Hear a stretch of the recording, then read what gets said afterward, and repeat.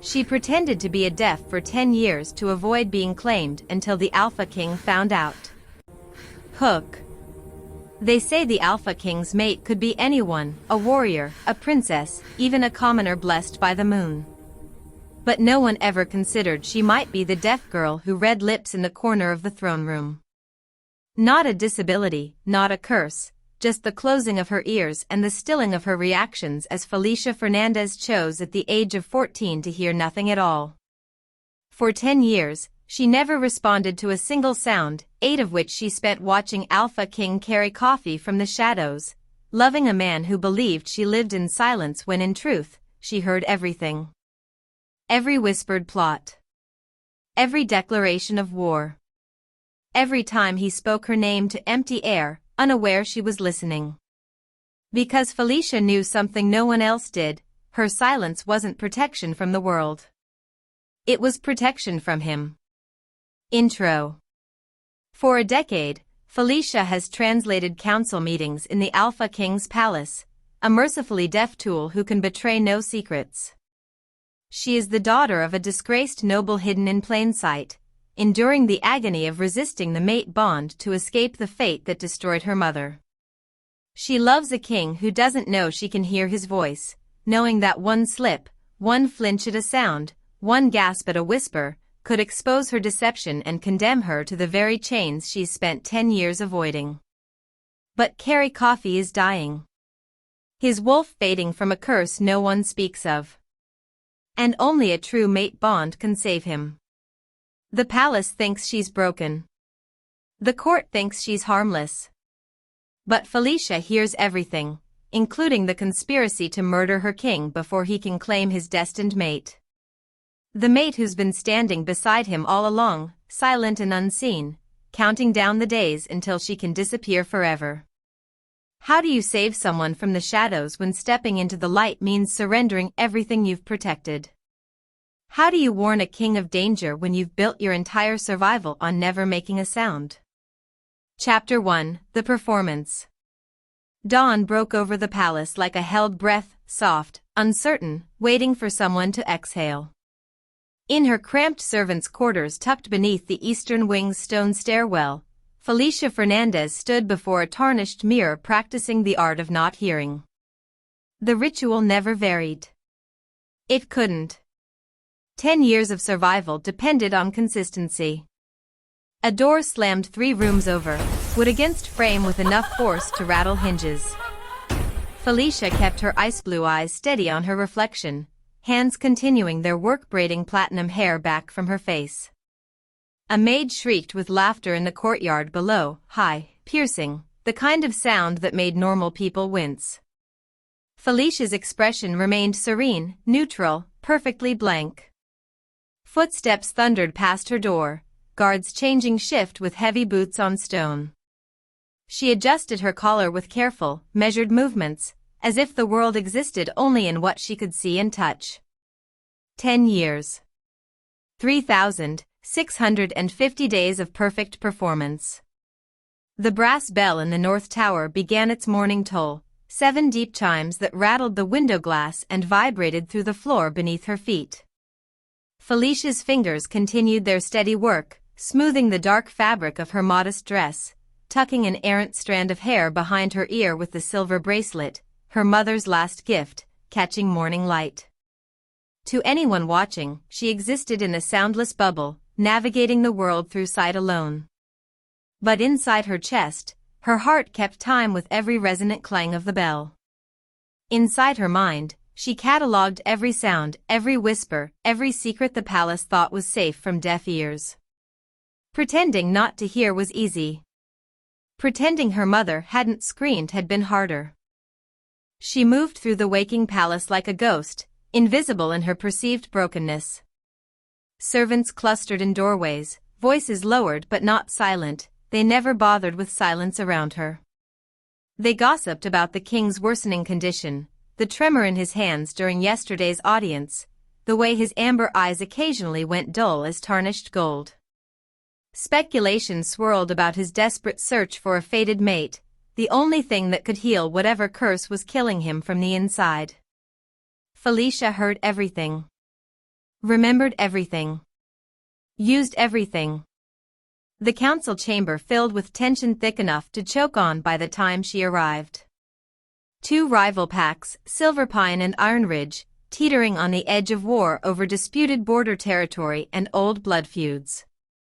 Their alphas circled each other with bared teeth disguised as diplomacy, every word a potential spark to kindling. Felicia positioned herself as neutral ground, the deaf translator who couldn't hear their verbal sparring, couldn't be influenced by tone or threat, couldn't betray their secrets because she only knew what she read on their lips. Perfect. Trustworthy. Safe. She stood to the side, hands poised to translate, face carefully blank as the arguments began. But she heard the whispers. The strategies the Silverpine Alpha murmured to his second when he thought no one was listening. The threats Iron Ridge's Beta made under his breath about what would happen if negotiations failed. Information they assumed was safe because the translator was defective. And when Felicia's hands moved in translation, shaping words in the ancient sign language of Pack law, she subtly diffused rather than inflamed. Careful omissions here. Artful rephrasing there. The Silverpine Alpha's threat became a firm boundary. The Iron Ridge Beta's ultimatum softened to a reasonable concern. She'd been doing this for 8 years, preventing wars from the shadows, keeping peace through strategic deception. But she felt him watching. Alpha King Carry Coffee, seated at the head of the table in dark leather and fur-trimmed cloak, those amber eyes tracking her every gesture with an intensity that made her wolf whimper and claw at the careful walls she'd built inside her mind. He'd been watching her more lately. Closer. Like he was trying to solve a puzzle only he could see. The sensation of his gaze was dangerous. It made her want to turn toward him, to acknowledge the mate bond that had been pulling at her chest for 8 years like a fishhook lodged beneath her ribs. She forced it down brutally, maintained her mask of professional neutrality. Then it happened. The Silverpine Alpha's patience snapped. He surged to his feet, shouting accusations. The Iron Ridge Beta responded in kind. Voices rising, escalating toward violence. Someone's hand swept across the table and a crystal glass flew through the air, shattering against marble with an explosive crack that echoed off stone walls. For one split second, invisible to everyone but him, Felicia's eyes flicked toward the sound. Pure instinct. Unavoidable. She recovered instantly, face returning to blankness, but when her gaze swept back to continue translating, she saw Carrie's expression had shifted. His head tilted slightly, amber eyes narrowing with recognition. With suspicion. He noticed. Her heart hammered against her ribs but her hands continued their steady translation, finishing the meeting as if nothing had changed. As if her carefully constructed world hadn't just developed its first hairline fracture. The moment the council dismissed, Felicia fled. Not running, that would draw attention, but moving with purpose through corridors she'd memorized over a decade, seeking refuge in the one place that had always felt safe. The library smelled of leather and dust and old paper. Morning light filtered through tall windows, painting everything in shades of gold. Felicia pressed shaking hands against an open book's pages, anchoring herself to something solid, breathing deliberately slow. Watch their lips, CIA. That's how you'll understand without anyone knowing you can hear. Her mother's voice echoed across 14 years, from the days before everything went wrong. Elena Fernandez teaching her 6-year-old daughter survival skills, showing her how to read words on lips because Elena had somehow known, that the Alpha who'd claimed her would eventually destroy her. That Felicia would need to hide. Promise me, CIA. Never let them claim you. Never let them make you theirs. The promise that had shaped 10 years of deception. The promise Felicia had kept even as it carved out pieces of her soul. Her fingers found the silver bracelet on her wrist, worn smooth by a decade of anxious touching, by the constant reminder of what happened when wolves believed bonds were chains disguised as destiny. Her mother had died in an alpha's grip, skin gray, eyes hollow, claimed and broken and discarded. Felicia would not become her mother. A shadow fell across her book. She looked up slowly, carefully, and found Alpha King Carry Coffee standing 3 feet away, amber eyes fixed on her with the focused intensity of a predator who'd just spotted prey. He hadn't knocked. Hadn't announced himself. Because why would he? She was deaf. She wouldn't have heard anyway. But her heart knew he was there. Her wolf knew. The mate bond she'd been fighting for 8 years knew. He moved with predatory grace, settling into the chair across from her, movements deliberate and controlled. When he spoke, his lips formed words clearly, perfectly. You translated that meeting brilliantly.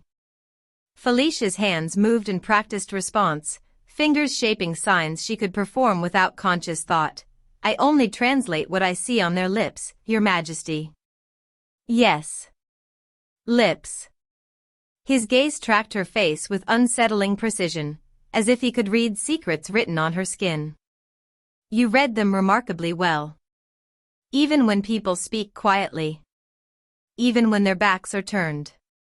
The air between them crackled with something dangerous as recognition, suspicion, attraction, the mate bond pressing against them both like a physical force. He leaned closer, bracing one hand on the table beside her book, effectively caging her in without touching her.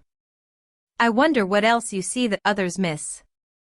Felicia kept her expression neutral, her breathing even, her hand steady as she signed. Only what you wish me to see, Your Majesty.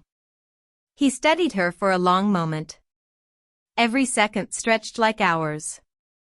Then, so softly she almost didn't catch it, almost pretended not to catch it, I'll be needing your services more often. Close services. He rose and left without waiting for her response, his footsteps fading down the corridor. The moment he was gone, Felicia's careful control shattered. She pressed both hands flat against the table, breathing hard, her reflection staring back from a darkened window, a girl who'd chosen silence to avoid chains, now trapped in a different kind of prison entirely. Her hands trembled as she signed to the empty air, words no one would see. He knows. He knows. He knows. In the shadows beyond the library's arched doorway, Marcus Thorne watched with a cruel smile pulling at his lips.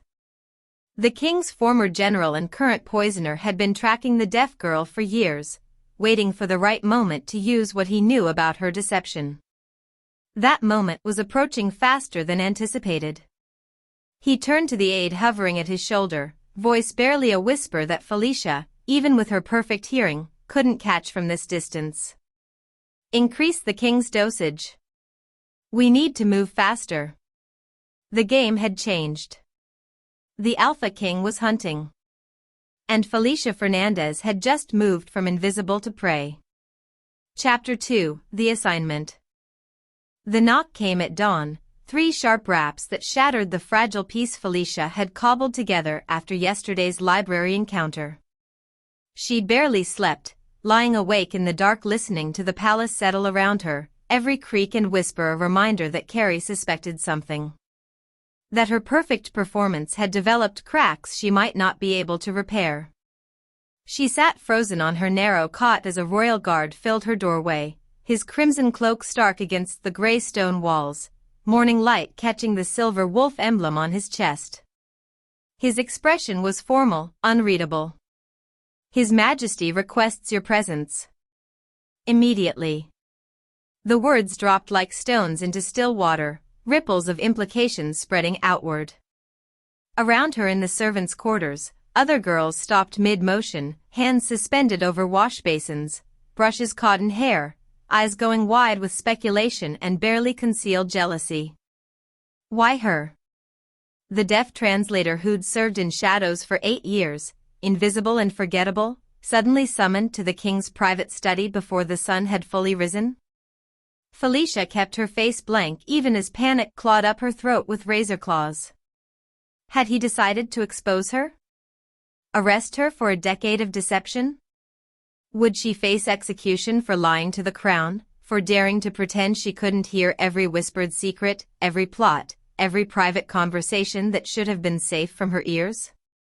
She nodded once and followed, moving through corridors that grew progressively grander, from rough servant passages to polished marble halls where morning light streamed through stained glass windows depicting ancient wolf legends.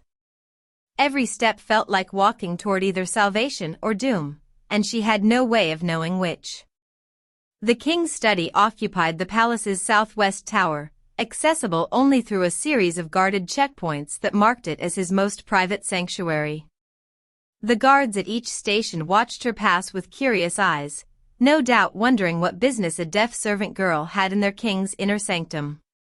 When the final door swung open, the scent hit her first. Cedar wood and steel, winter nights, and something darker, wolf, alpha, danger. The smell saturated every surface, wrapped around her like invisible hands, made her wolf stir and whine with recognition. Mate. Mate. Mate. She forced it down brutally, maintaining the careful blankness of someone who experienced the world only through sight and touch. The study was masculine and sparse. Dark wood paneling absorbed the morning light. Leather-bound books lined floor-to-ceiling shelves, histories of pack law, battle strategies, philosophy texts with cracked spines from frequent reading. A massive desk dominated the center, its surface covered with maps showing territorial borders marked in red ink. This was Carrie Coffey's inner sanctum, the place where he made decisions that shaped kingdoms, and Felicia had never been allowed past its threshold until now. Carrie stood by the window, backlit by rising sun that turned his dark hair gold at the edges and cast his face in shadow. When he turned, those amber eyes tracked her with the same unsettling intensity from yesterday, but something else lurked behind them now. Exhaustion, perhaps. Or pain. Thank you for coming. His lips moved in her peripheral vision. She had to watch them, had to maintain the pretense even here in this private space. I have a proposition. He gestured for her to sit, but remained standing himself, beginning to pace as he spoke. The movement let her see him more clearly in the morning light, and what she saw made her chest tighten with concern she couldn't afford to show. He looked worse than yesterday. The tremor in his hands more pronounced. His skin holding an unhealthy pallor beneath its natural tan. His wolf was fading, she'd noticed the pattern weeks ago, the slow deterioration no one else seemed to see. He explained in measured tones about leaked intelligence from yesterday's council meeting. About trusted advisors who couldn't be trusted anymore. About enemies moving in shadows, selling information to the highest bidder, putting the kingdom at risk. Someone had betrayed yesterday's decisions before the ink dried on the signed treaty. The rival packs who should have left satisfied had somehow learned confidential details that gave them leverage for renegotiation. I need someone completely neutral, he said, amber eyes fixing on her with uncomfortable intensity. Someone who can't overhear whispers or conspiratorial murmurs. Someone who only knows exactly what they're told directly. The irony carved itself into Felicia's bones with surgical precision. He wanted her precisely because she supposedly couldn't hear, when hearing everything was her only real advantage, the skill that had kept her alive and useful for a decade. I need you as my personal translator, he continued, each word deliberate. You'll attend all private meetings, all consultations, every discussion that requires absolute discretion. You'll move to chambers adjacent to mine so you're available whenever needed. Promise me, CIA. Never let them claim you. Never let them make you theirs. Her mother's voice echoed across 14 years, from the night Elena Fernandez had died in an alpha's toxic grip, skin gray, eyes hollow from months of slow torture disguised as a mate bond. Felicia had been 14 but not too young to understand the lesson written in her mother's broken body, claimed mates were property. Love was a chain disguised as destiny. Proximity to alphas meant danger. She should refuse. should find some way to decline without raising suspicion, without revealing that the last thing she wanted was to be constantly near her fated mate, to feel the pull of the incomplete bond every moment, to hear his heartbeat through walls and know she could never claim what her wolf insisted was hers. But refusing would raise questions she couldn't answer.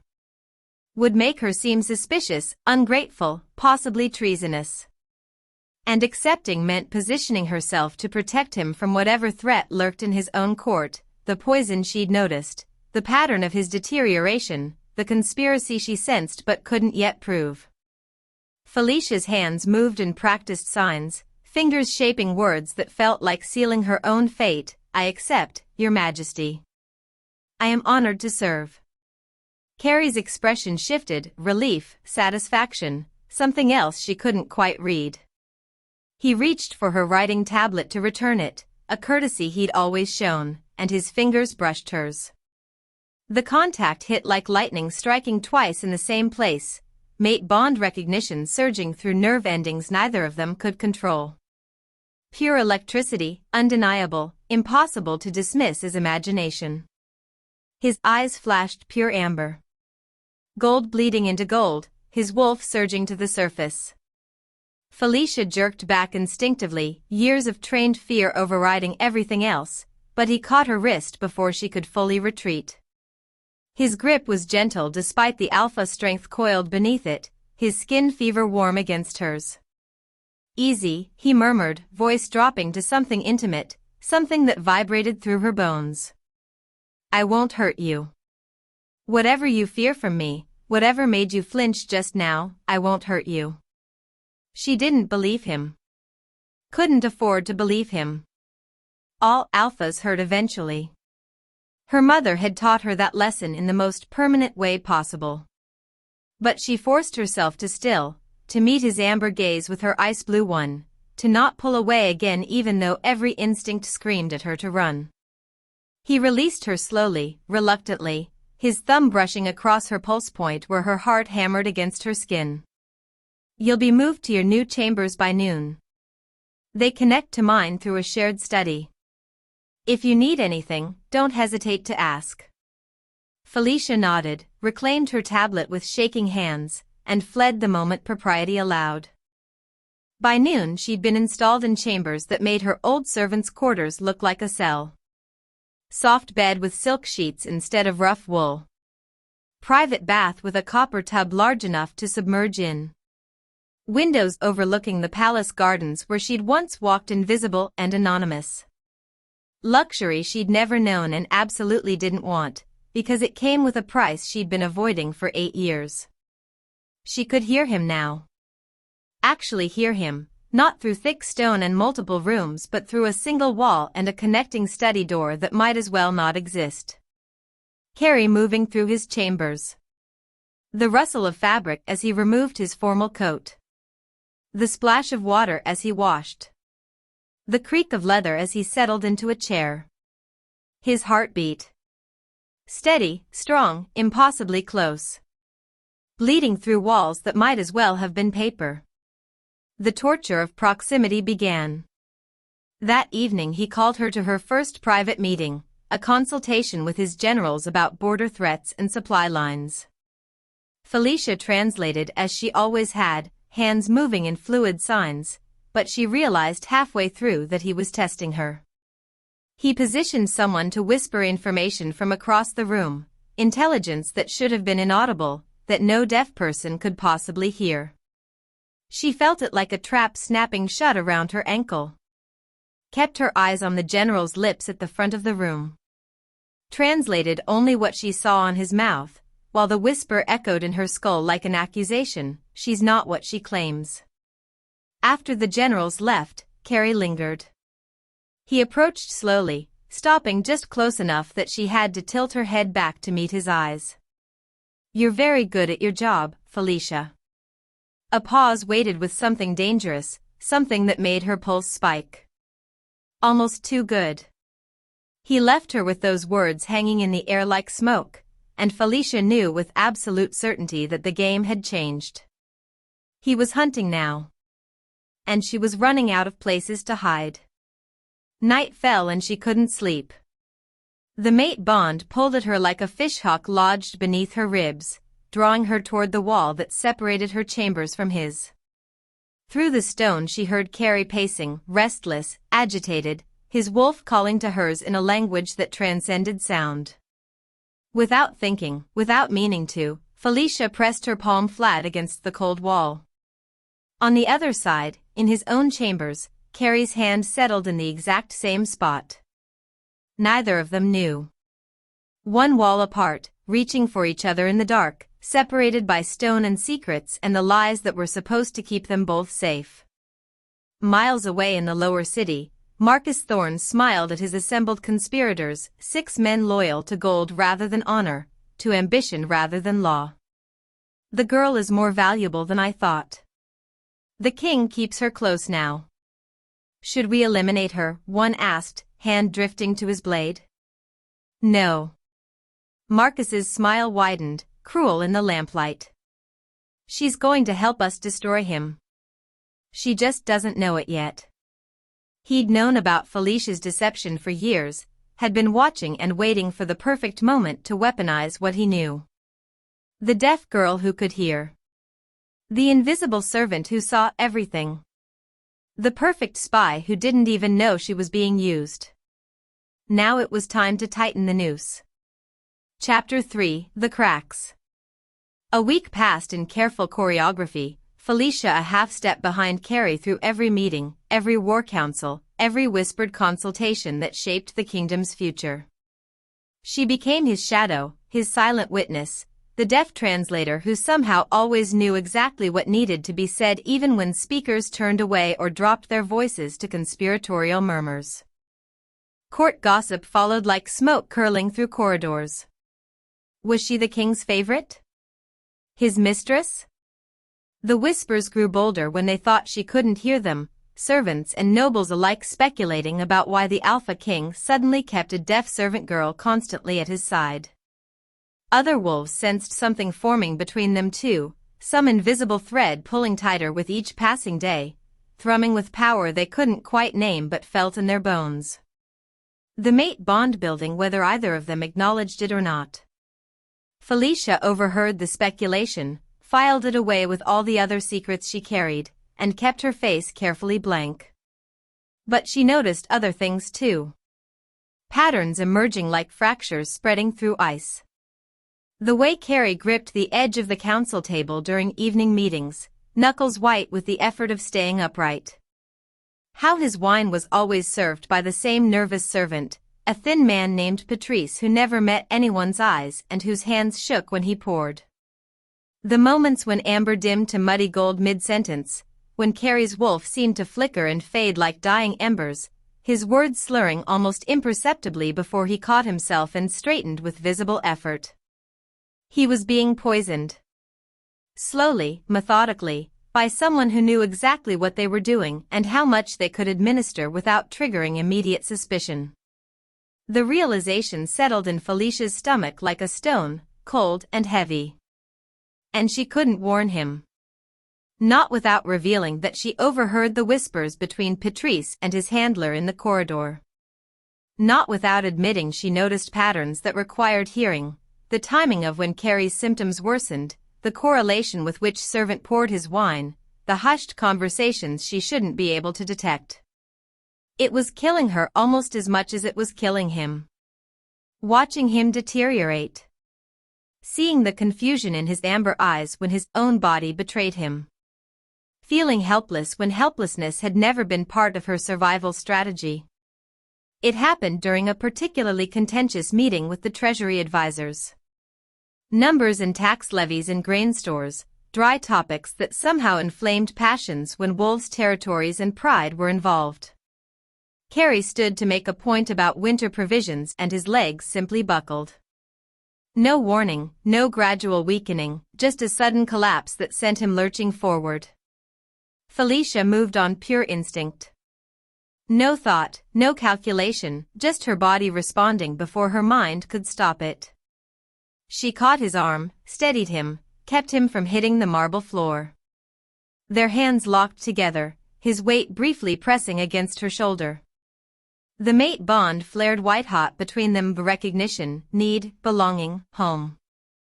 The sensation exploded through her nerve endings like lightning through water, pure and primal and impossible to deny. They both gasped at the surge of it, at the rightness that sang through their bones. He searched her face with those amber eyes gone wide with shock and wonder. "Do you feel that?" The question hung in the air between them, weighted with implications that could shatter her carefully constructed world. Felicia forced herself to pull away, to shake her head, to pretend that the most significant moment of her existence was nothing at all. Just a servant steadying her king. Nothing more. She watched his expression shift, confusion giving way to hurt that he tried to hide, but she saw anyway. She saw everything. That night she fled to the library seeking refuge in shadows and candlelight, in the familiar smell of old leather and aging paper. But Carrie found her anyway, because of course he did. The mate bond was a compass now, pulling him toward her whether he understood what it meant or not. She kept her eyes on the page of whatever book she'd grabbed blindly from the shelf, didn't notice him enter. But she felt his gaze like physical touch, tracking her from the doorway, studying her with that unsettling focus she'd come to both dread and crave. He watched her for a long moment, long enough that her heart rate spiked despite her controlled breathing. Then deliberately, with obvious intent, he reached for a heavy tome on a nearby shelf and let it drop. The sound crashed through the library's silence like thunder, echoing off stone walls. Felicia didn't flinch. 10 years of training kept her body still, her expression neutral, her eyes on the page as if nothing had happened. But her heart hammered against her ribs like it was trying to escape, and wolves heard everything. She knew he could hear the betrayal of her pulse, the way her breathing hitched for just a fraction of a second. He approached slowly, each footstep deliberate, giving her every opportunity to acknowledge him. When she didn't, when she maintained her fiction of oblivion, he settled into the chair across from her with predatory grace. He spoke aloud to someone who supposedly couldn't hear, his voice low and intimate in the quiet space. "I wonder who you really are, Felicia Fernandez." The words hung between them like a challenge. Like a threat. Like a promise. Then his hand was under her chin, warm and calloused, tipping her face up until she had no choice but to meet his eyes. Amber burning into ice blue. Wolf recognizing wolf. Mate seeing mate. "Sometimes I think you hear every word I say." His thumb brushed along her jawline, the touch gentle but inescapable. "And you're just afraid to answer." Her mask cracked. She felt it fracture like glass under pressure. Tears welled despite her iron control, despite 10 years of practice keeping every emotion locked behind neutral walls. Because he saw her. Really saw her. And being seen was more terrifying than all the dangers she'd survived. "I dream about you," he whispered, leaning closer until his breath ghosted across her lips. "Every night since you came to my chambers. Every time I close my eyes, you're there. And I wake up reaching for something I can't have." His lips hovered a breath from hers. Close enough that she could feel the heat of him, smell cedarwood and steel and want. For one impossible, devastating moment, Felicia almost surrendered, almost closed the distance and damned the consequences, damned her mother's warnings, damned the decade of fear that had kept her safe and alone. Then her mother's broken body flashed behind her eyes. Elena's hollow gaze. The Alpha's possessive grip. The bond that had become chains, torture, death. She jerked away, hands signing frantically, desperately, "I should go. I'm sorry. I should go." And fled, leaving Carrie alone in the flickering dark with the ghost of what might have been.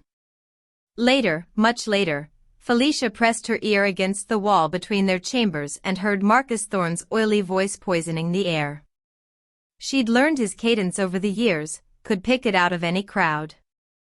"Perhaps she's frightened, my king. Commoners fear what they don't understand." The mate bond can be overwhelming for those not born to power. Carrie's response was immediate, sharp with rejection. I won't force her. I won't be that kind of alpha. Of course not, Marcus soothed, but Felicia heard the manipulation underneath.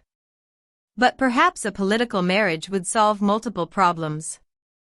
Strengthen alliances. Produce heirs. Show the kingdom you're not compromised by unfortunate attachments. I can't marry someone else.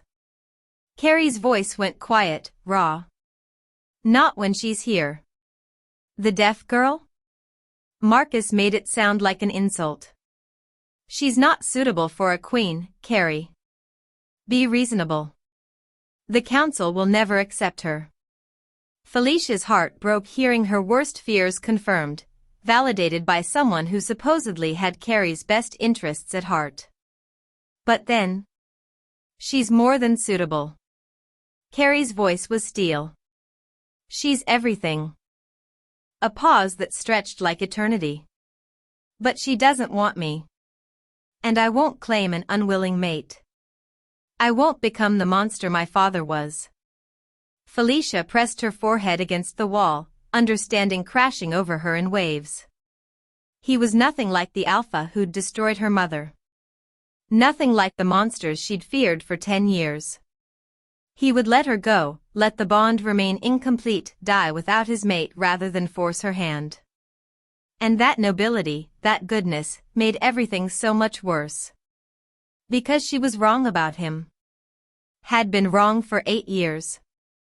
And now the truth between them was a chasm she couldn't cross without destroying everything she'd built to survive. That night she wandered restless halls when sleep wouldn't come, when the walls of her luxurious prison felt too close. She heard it before she saw it, the wet sounds of struggle, a choked cry cut off too soon. Following the sound to the lower corridors where servants' quarters gave way to storage rooms, she found the girl. Young, maybe 17, sprawled in a pool of spreading crimson that looked black in the dim torchlight. Her throat torn, eyes glazing, one hand reaching toward Felicia in desperate supplication. Another defective wolf. Partially blind, her pale eyes clouded with the genetic condition that made her undesirable for claiming, disposable in a society that valued physical perfection. You're next, the girl gasped, fingers digging into Felicia's arm with dying strength. He knows about you, run. Footsteps approached from multiple directions, guards on patrol. Felicia fled into shadows, pressed herself into an alcove, watched them discover the body. Watched them exchange knowing glances, heard their rehearsed words, another tragic accident. These defective wolves are so clumsy. Probably fell, hit her head, bled out before anyone found her. No investigation. No questions. Just another broken thing swept away. Back in her chambers, Felicia stood shaking with rage and horror and understanding.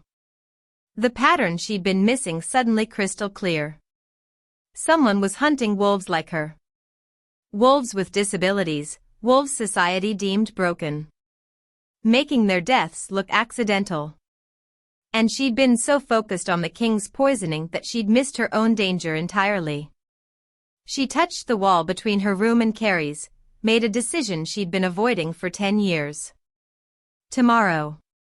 Tomorrow she'd find the courage to warn him, even if it meant exposing everything. Even if it meant execution for deceiving the crown. Because he was dying and she was next and someone had to stop this before more bodies stained the palace stones. Below her window, Marcus Thorne watched her silhouette against candlelight, the bloody knife still warm in his hand. He'd enjoyed killing the blind girl, always enjoyed it when he eliminated the defectives, cleaning up weakness the way wolves should have been doing all along. But Felicia Fernandez was special. She'd been useful for years, the perfect unwitting spy. It was almost a shame that she had to die too. He smiled into the darkness. Soon, little deaf girl. Very soon. Chapter 4, The Hunt. Morning broke over a palace transformed by violence. Servants whispered in tight clusters, fear replacing gossip, their voices carrying through corridors with the sharp edge of panic. Another defective dead. Another accident. The body count was rising and nobody in power seemed to care, or maybe they were complicit in the silence. Carrie ordered a full investigation, his voice cutting through the council chamber with alpha command that made lesser wolves drop their gazes. Felicia watched him take control, watched him transform from the vulnerable man she'd held in the library to the king who'd earned his reputation as the Iron Wolf. This was the alpha who'd killed his own father to prevent civil war. Who'd ruled for 12 years through cunning and carefully measured ruthlessness. And he was magnificent. She was gathering her courage, planning how to reveal everything, how to warn him about the poison and Marcus and the systematic murders, when a hand closed around her arm. Firm. Inescapable. Marcus Thorne pulled her into an empty corridor with the practiced ease of someone who knew every blind spot in the palace, every place where guards didn't patrol and servants didn't venture. The smell of him made her wolf recoil, old blood, ambition, cruelty masked under expensive oils. He pressed her against the cold stone wall and spoke directly to her face, his breath hot against her skin. "I know you can hear me, Felicia." She maintained her deaf act on instinct, confusion painted across her features, hands moving to sign a question. He grabbed her face, fingers digging into her jaw hard enough to bruise. "Don't insult me. I've known for years. Watched you for years. The way your eyes track sounds when you think no one's looking. The way you position yourself to overhear conversations. You're good, I'll give you that. But not good enough." Fear flooded through her veins like ice water, but she forced herself still. Revealed nothing. Because admitting it now meant confirming his suspicions, and she'd learned long ago that silence, real or pretended, was her only weapon. "You're going to help me," Marcus continued, his voice dropping to something intimate and threatening. "You'll report everything from the king's private meetings. Every word, every plan, every strategic decision. You're perfectly positioned now, his personal translator, his constant shadow." He leaned closer, his smile cruel. "If you refuse, I'll tell the king you've been spying on him for a decade. I'll present evidence of your deception. The penalty for lying to the crown is execution, little girl. Beheading in the public square. Your head on a spike is a warning to other would-be traitors." Felicia's heart hammered, but she kept her expression neutral, kept her hands still. "But if you comply," Marcus's voice turned silky, "I'll protect you from the same fate as the other defectives. You've noticed the pattern by now, haven't you? The blind girl last night. The deaf boy 3 months ago. The girl with the twisted leg before that." He traced a finger down her cheek. "Someone's cleaning up the weak. And you're very much on that list." He knew about her mother too, she saw it in his eyes before he said it. "Elena Fernandez. I remember her. The alpha who claimed her was a friend of mine. She screamed so beautifully at the end. Tell me, does her daughter scream, or does she die silent like she's lived?" "The king ordered your mother's death, you know," Marcus added, watching her face for reaction. "Didn't you ever wonder why she died that specific night?" Carrie Coffey gave the order. He was young, newly crowned, but the blood is on his hands as surely as if he'd torn her throat himself. Felicia's world tilted sideways. The order that led to her mother's death came from the throne? From Carrie? Could he have known?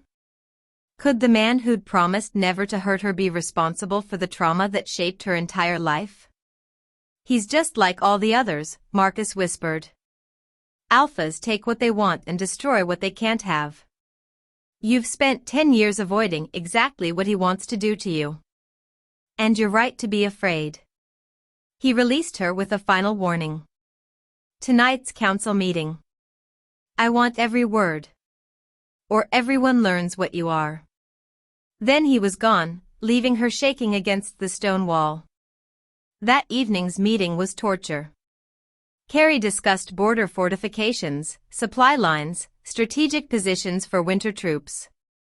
Information that could turn the tide of conflicts, that could save or doom thousands.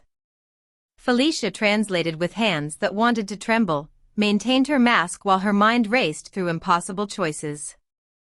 If she reported to Marcus, she'd be betraying Carrie, the man she'd loved for 8 years, the mate her wolf insisted was theirs. But if she didn't, Marcus would expose her decade of deception. Execution would be swift and certain. And then who would protect Carrie from the poison slowly killing him? She saw genuine concern in Carrie's eyes when he dismissed the others but asked her to stay. "Are you unwell?" His lips formed the words carefully, giving her every opportunity to read them. "You seem distracted. Pale." She forced herself to shake her head, to sign reassurances she didn't feel. "Walk with me," he said. Not a command, but not quite a request either. The kind of invitation that couldn't be refused without causing suspicion. They walked through the palace gardens as moonlight painted everything silver. Traditional alpha courting behavior, she'd seen it 100 times, watched other wolves pair off through careful rituals of proximity and shared space. But this felt different. Heavier. Weighted with all the secrets between them. Carrie stopped by a stone bench, turning to face her. "Do you ever feel like you're surrounded by people but completely alone?" Felicia's hands moved before she could stop them, signing yes with an honesty that terrified her. He smiled, sad, knowing. "I thought so. There's something in your eyes. Like you're seeing everything but being seen by no one." They stood in comfortable silence for a moment, the kind of quiet that didn't need filling. Then Carrie's expression shifted, became more serious. "I'm dying, Felicia." He showed her his hands, the tremor more pronounced in the moonlight. "My wolf is dying. Has been for 12 years, since I took the throne. Since I killed my father to stop a war that would have consumed the kingdom." He looked at her with such raw vulnerability that her heart cracked. "Only a mate bond can save me. But my mate won't accept me. Or perhaps she thinks she can't." His amber eyes searched her face. "Tell me I'm wrong. Tell me you feel nothing when I'm near." Tears fell before Felicia could stop them, tracking down her cheeks like liquid silver in the moonlight. Carrie's hand rose to catch them, thumb brushing across her cheekbone with devastating gentleness. "Tell me I'm imagining this pull between us. That it's just my dying wolf grasping at hope. Tell me." Arrows flew from the darkness. 3 assassins materializing from shadows, weapons aimed with lethal precision. Carrie shifted partially, defending her on instinct, placing his body between her and the threat. But he was weak from poison, his movements slower than they should be. He fought 3 trained killers while his wolf flickered and faded, while his strength drained with every passing second. Felicia watched in horror as one assassin's blade drove toward his heart. Watched the metal catch moonlight, watched time slow to crystalline clarity. And in that impossible moment, with her mate about to die in front of her, 10 years of careful silence shattered. "Carrie." Her scream echoed through the garden, through the palace, through the space between heartbeats. Sound that shouldn't exist from a deaf girl's throat. Raw, desperate, unmistakable. Everything froze. The assassins hesitated, startled by the sound. Carrie's head whipped toward her, amber eyes going wide with shock that transcended the battle. The guards, drawn by her cry, came running. The assassins fled into the night, their mission failed. And Felicia stood with her hands pressed over her mouth, horror and relief warring inside her chest as she realized what she'd done. The secret she'd protected for a decade, exposed in a single moment of desperation. Carrie approached her slowly, carefully, like she was a wild creature that might bolt.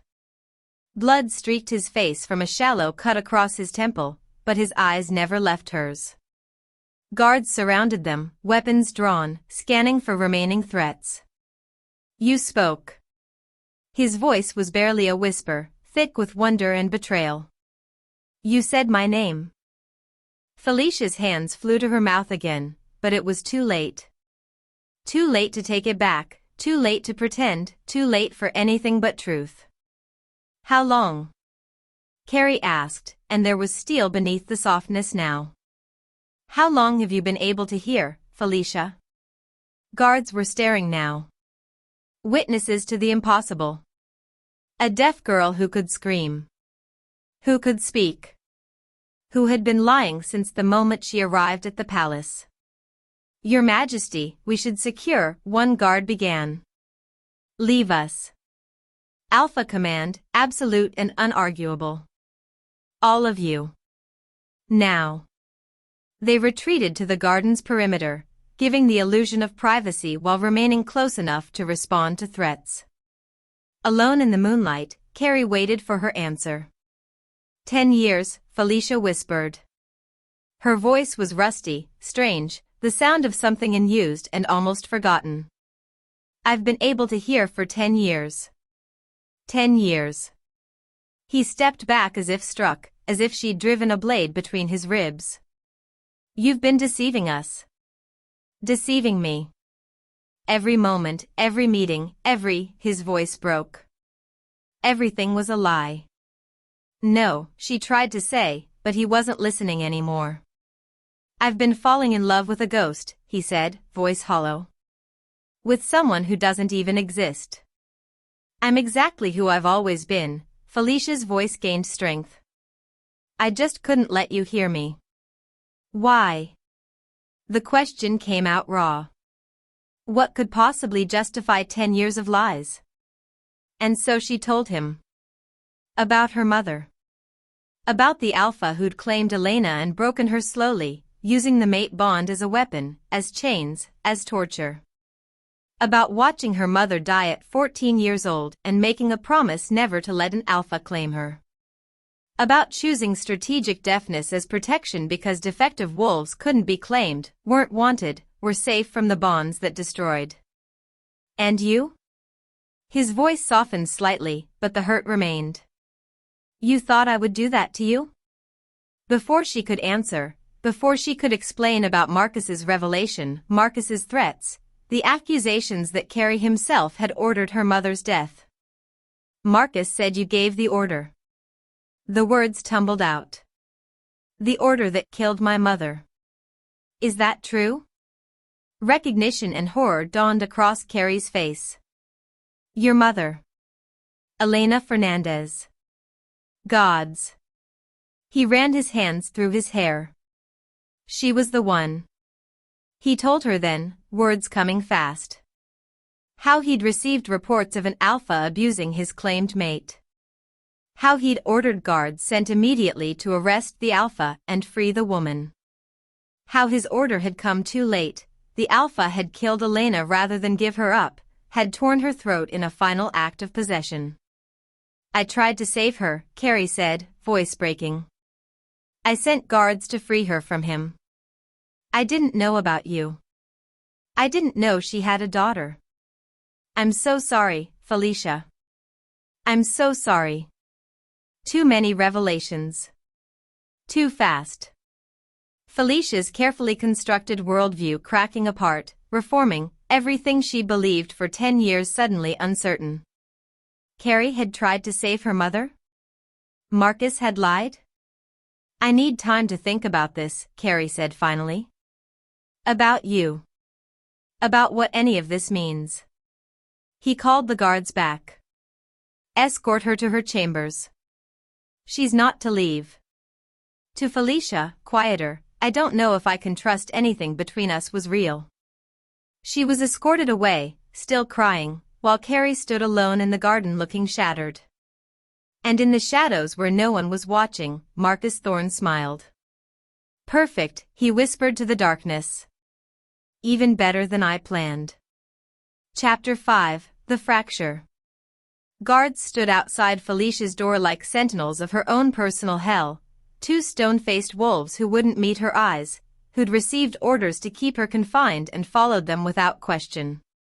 She was trapped, caged in luxury that suddenly felt like a prison cell with silk sheets and tall windows that showed her a world she could no longer access. Through the wall she could hear Carrie pacing in his chambers, back and forth, the rhythm of anger and hurt and confusion bleeding through stone. The sound was relentless, hypnotic, maddening. The incomplete mate bond had transformed from persistent ache to screaming agony. Physical pain radiated from her chest outward, as if her ribs were trying to crack open and reach for him. As if her body was trying to physically tear itself apart to bridge the distance between them. Her wolf howled inside her skull, tearing at her consciousness with claws made of need and desperation. Go to him. Claim him. Complete the bond. The instinct was overwhelming, primal, impossible to fully suppress. Every moment she resisted felt like dying slowly. Through the wall, she heard Carrie collapse into a chair with a sound of pure exhaustion. Heard the ragged breath of someone trying to hold himself together while everything fell apart. In his study, Carrie stared at maps he couldn't focus on, at border disputes that suddenly seemed insignificant compared to the wreckage of what he'd thought he understood. Brennan, loyal, pragmatic Brennan who'd served since Carrie took the throne, tried to counsel him through the chaos. She lied to us for 10 years, Your Majesty. Brennan's voice was carefully neutral, lawyer-like. She could be a spy. An enemy agent planted specifically to infiltrate your private councils, to gather intelligence while everyone assumed she was harmless. No. Carrie's voice was granite, certain despite everything. Everything she told me last night was true. I heard it in her heartbeat. The fear, the pain, he stopped, throat working.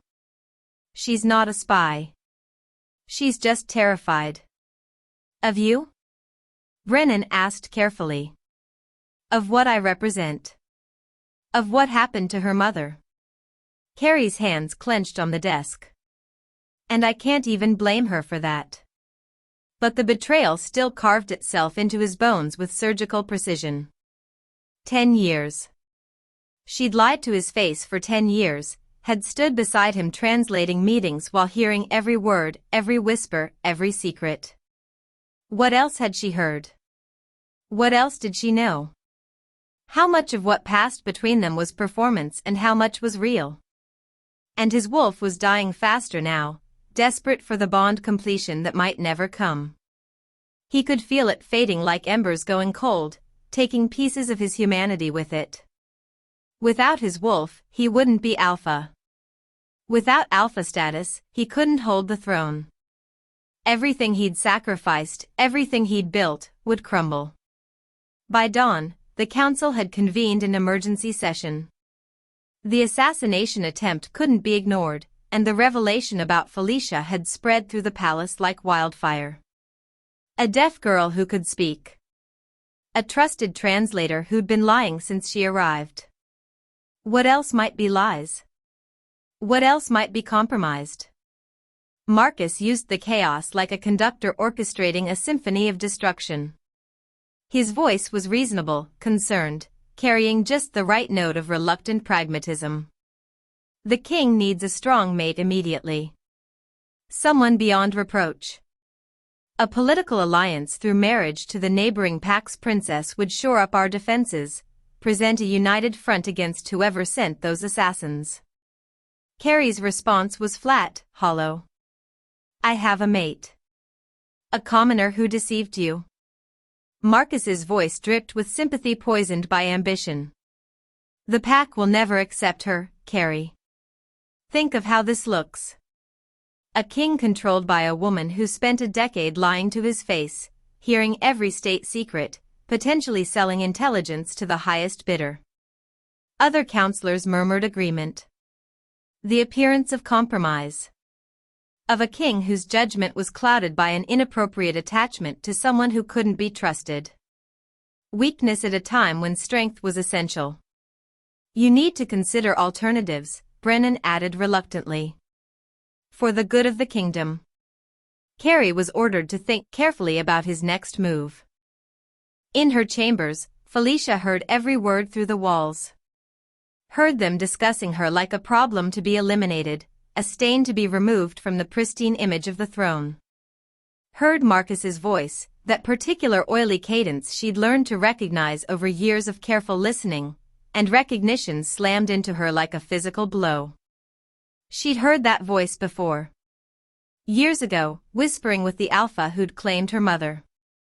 Giving advice on how to handle a mate who wouldn't submit properly. Laughing when Elena screamed.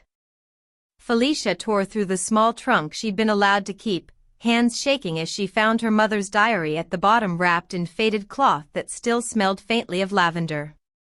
Elena Fernandez had documented everything in increasingly shaky script, entries that grew more desperate as the months passed. Marcus was there again today. He watches me with those cold eyes. Tells my alpha I need firmer handling. Marcus arranged for us to meet. I didn't want to go but had no choice. The bond makes refusing impossible. Marcus smiled while I screamed. I saw him smile. He'd been there when her mother died. He'd arranged it. He'd enjoyed it. Felicia wrote frantically, a warning, evidence, everything she'd learned about the poisoning and the murdered defectives and Marcus's involvement in her mother's death. Tried to pass the note to a guard, her hands shaking so badly the paper rattled. The guard took it without expression. Disappeared down the corridor. The note never reached Carrie. Marcus's guards answered to Marcus, and paper burned easily. She was truly trapped. Night fell and the agony intensified exponentially. Both of them suffering, the incomplete bond pulling like fishhooks lodged in vital organs, tearing at tissue that couldn't heal while separated. Felicia felt Carrie's pain layered over her own until she couldn't distinguish where her suffering ended and his began. The mate bond wasn't just emotional, it was physical, cellular, written into their DNA by forces older than civilization. Through the wall she heard Carrie gasping in his chambers, heard him struggling for breath, felt his wolf clawing at the inside of his skin trying to get out, trying to reach her. The sound was unbearable. More unbearable than her own pain because she could feel his too, doubled, reflected back through the bond in an endless feedback loop of agony. At midnight, she couldn't take it anymore. The servant passages she'd learned over 10 years of invisibility were her salvation now. Secret routes through walls, behind tapestries, beneath floors that the nobles never knew existed. She navigated them blind in the darkness, following memory and desperation until she reached the hidden panel that led to his study. She found him collapsed by the fire, skin gray as ash, eyes more gold than amber now, his wolf consuming him from the inside, taking over because the man was too weak to maintain control. His hands shook with tremors that had nothing to do with poison and everything to do with a dying animal fighting for survival. Carrie. She rushed to him, dropped to her knees, pressed her hands against his too cold face. He looked up with those terrible golden eyes, pupils blown wide, barely human. Felicia. Her name was a rasp. You shouldn't be here. You're dying. You need the mate bond. His laugh was broken glass scattered across stone. I need my mate. Not sure I have one anymore. She took his face in her hands, forcing him to focus on her. You do. You always have. I was just too afraid to claim you. But I'm not afraid anymore. I'm tired of running. Tired of hiding. Tired of letting fear control me. Then he told her the full truth he'd never spoken aloud to anyone. The secret that had haunted him for 12 years. How during the Blood Moon uprising, his father, the old Alpha King, had been willing to let the packs tear each other apart in civil war. How thousands would have died in the bloodshed. How Carrie had challenged his own father to single combat, had won, had saved the kingdom by committing the unthinkable sin of killing his own alpha, his own blood. Pack magic punished me, he whispered, voice breaking. The old laws don't forgive patricide even when it saves lives. My wolf has been dying slowly ever since. 12 years of slow death, of feeling my wolf fade a little more each day. His hands were shaking so badly now he could barely speak. Only a true mate bond can break the curse. But you have to choose it willingly. Both of us do. And how can you, after everything? After the lies, after the fear, after. I choose you, Felicia interrupted, tears streaming down her face. I choose this. I choose us.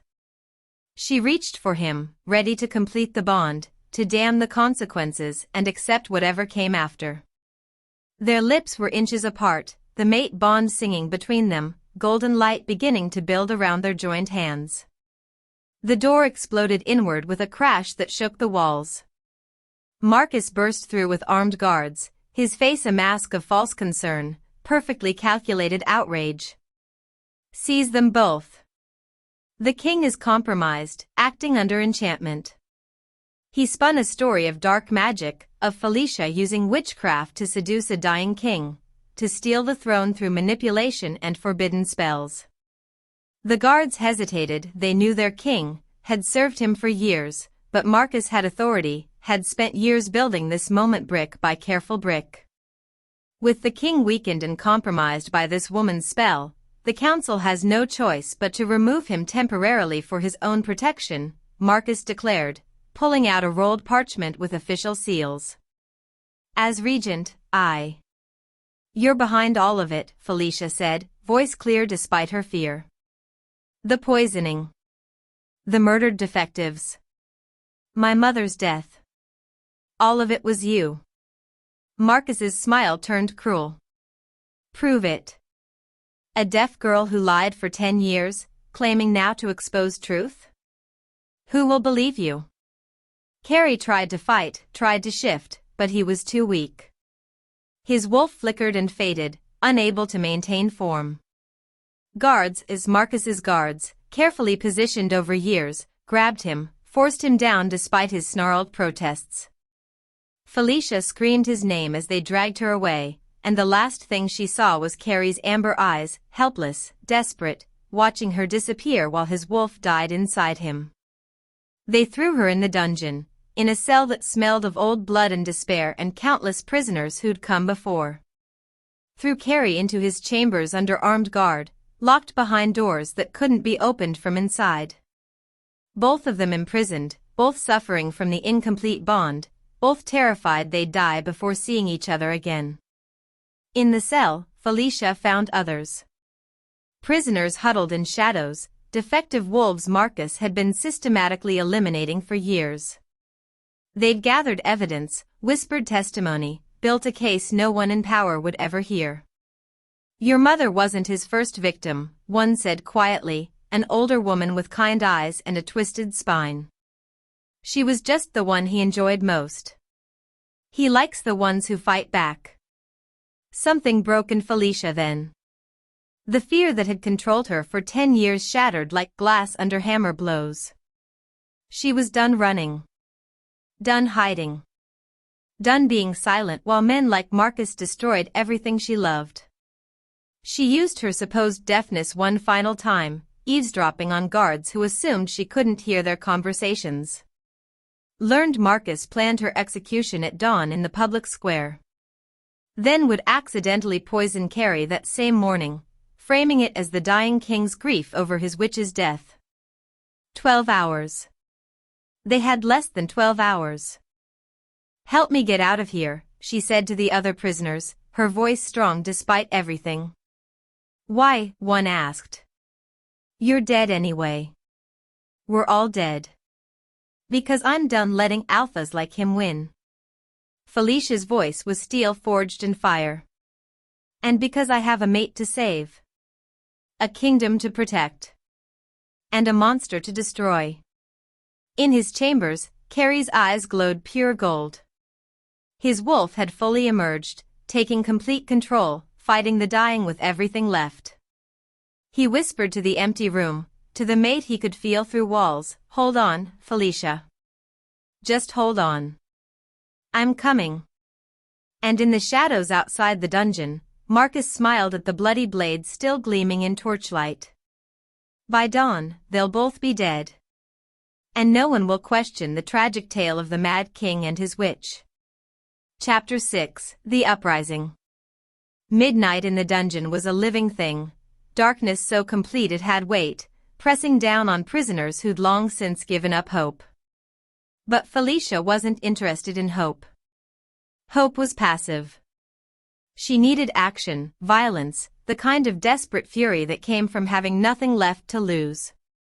The other prisoners watched her with hollow eyes as she worked. Defective wolves who'd been systematically broken by a system that saw them as disposable. A girl with a twisted leg who'd been a dancer once. A boy missing his left hand from a childhood accident. An older woman whose clouded eyes had lost their sight years ago. All of them targeted by Marcus, all of them waiting to die. "The guard rotation changes in 20 minutes, Felicia whispered, her decade of silent observation finally paying dividends. 2 guards, both new recruits Marcus personally selected. They're loyal to gold, not honor. Which means they're predictable. She'd spent years learning the palace's rhythms, its patterns, every weakness in the architecture that the builders never intended. The dungeon was old, older than the current palace, built on foundations that predated the kingdom itself. And old places had secrets. "There's a drainage grate in the corner," she said, pointing to shadows the torchlight didn't reach. "It connects to the old aqueduct system. Too small for most adults, but," she looked at the girl with the twisted leg, who was also painfully thin from months of imprisonment. "You could fit." "And go where?" the girl asked, voice bitter. "I can barely walk." "Where would I run?" "Not run," Felicia corrected. "Climb. Up through the grate to the kitchen sublevel. Find the servants who knew my mother, they'll help. Tell them Elena Fernandez's daughter needs them. Tell them Marcus Thorne murdered her and is about to murder the king."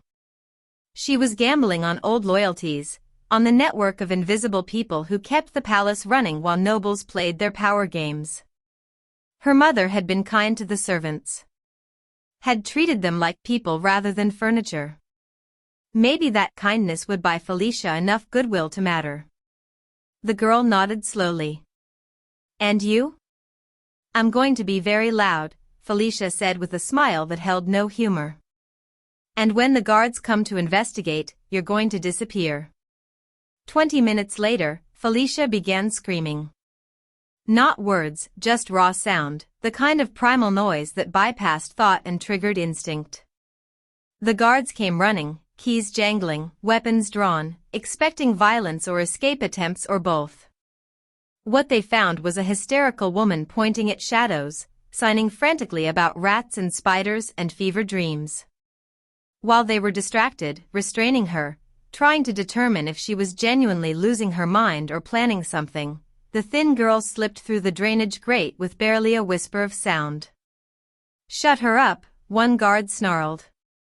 "If the regent hears this commotion." He never finished the sentence.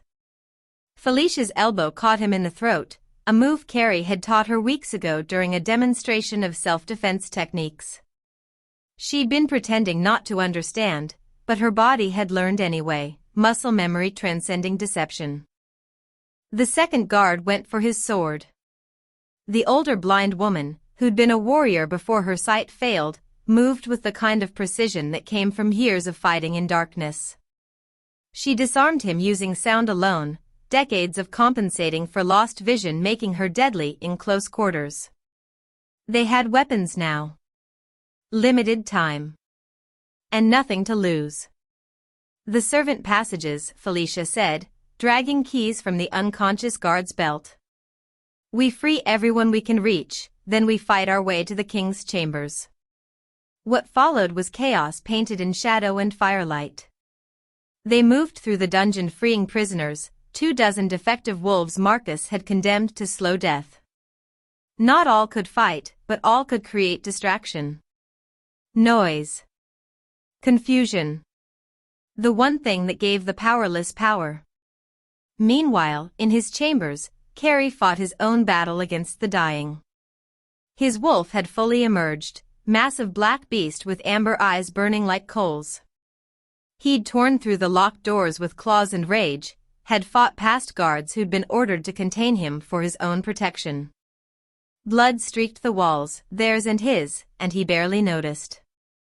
Barely felt anything except the mate bond pulling him toward Felicia, toward completion, toward the only thing that could save them both. His humanity was slipping. Each moment in full wolf form made it harder to remember who he was, what he was fighting for beyond primal instinct.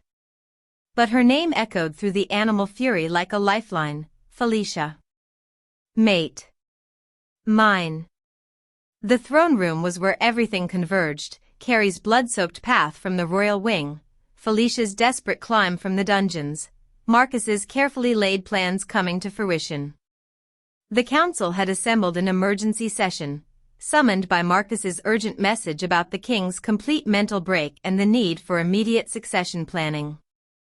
Marcus stood before the throne looking every inch the regent in waiting. Perfectly dressed, perfectly positioned, surrounded by guards who'd been on his payroll for years. He'd been planning this moment since before Carey killed his father, waiting for the perfect opportunity to claim what he believed should have been his. Then the doors exploded inward. Carey in full wolf form, massive and terrifying, more beast than man but still conscious enough to recognize enemies. Behind him, loyal guards who'd served the true king rather than the pretender. And from the servants' entrance, Felicia, bloody and determined, leading 24 wolves Marcus had tried to erase. The throne room erupted into violence.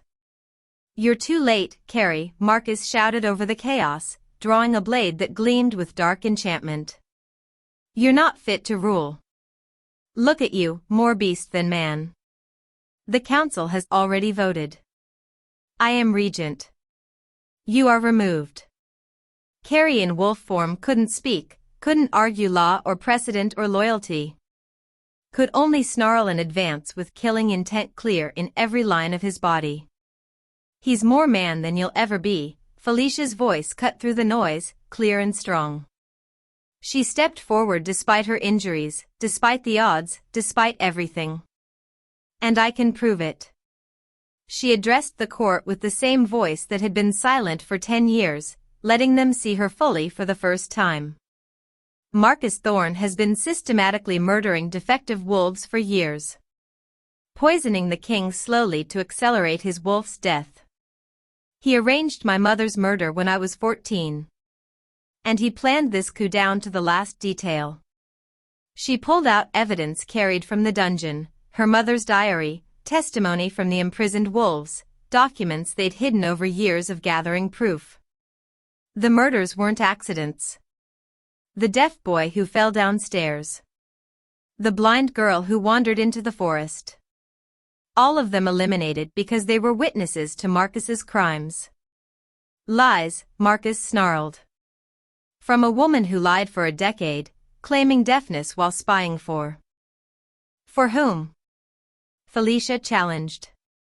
"I heard everything.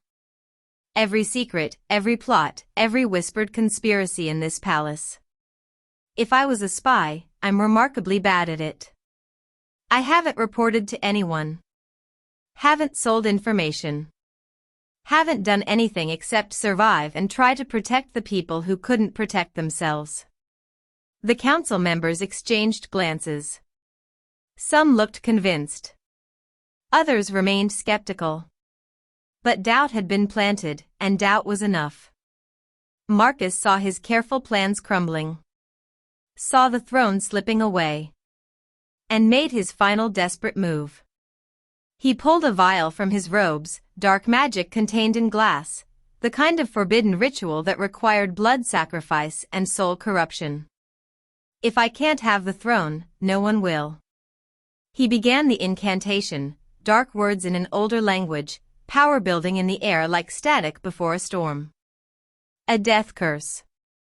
Forbidden, irreversible, designed to kill everyone in the throne room when triggered. The only way to stop it was to kill the caster, but killing the caster triggered the curse anyway. Impossible choice: let Marcus finish the spell and everyone dies, or kill him and everyone dies. Felicia realized the answer in the space between heartbeats. The mate bond, she said, loud enough for Carrie to hear through his wolf's fury. If we complete it now, the power surge might counter the curse. But completing the bond under duress, with Carrie in wolf form, with dark magic building to crescendo, it could kill them both. Could bind them wrong, make the bond toxic like her mother's. Could destroy everything they might have been. Through golden wolf eyes, Carrie understood the choice. Understood the risk. Shifted back to human form despite the agony of transformation, his body barely able to sustain it. Stood before her blood-covered and dying but still choosing, still offering rather than claiming. If we do this now, under these conditions, I might hurt you, he gasped. The bond might hurt you. Like it hurt your mother. Like you've feared for 10 years. Felicia reached for him with shaking hands. Or it might save everyone. Either way, I choose you. I've always chosen you. I was just too afraid to say it. Marcus's curse built to crescendo, dark magic crackling through the air like lightning. Felicia and Carrie faced each other in the center of the throne room, surrounded by chaos, by fear, by death waiting to claim them all. She spoke the ancient words that couldn't be taken back: I claim you as mine. In flesh, in bone, in soul. Carrie's voice was raw but certain: I claim you as mine. To protect, to cherish, to honor. Until the stars fall and the world ends. They kissed and the mate bond snapped into place with the force of a thunderclap. Golden light exploded outward, not silver like dark magic, not the corrupted power Marcus wielded, but pure alpha strength magnified by true mate connection. The kind of power that came from choice, from love, from two souls recognizing each other across time and trauma. The bond completed, Carrie's wolf healed instantly. The curse that had been killing him for 12 years shattered under the surge of mate magic, burned away like frost under sunlight. And Felicia's hidden alpha power, dormant all these years, suppressed by fear and deception, unleashed fully. Together they generated a wave of protective magic that swept through the throne room.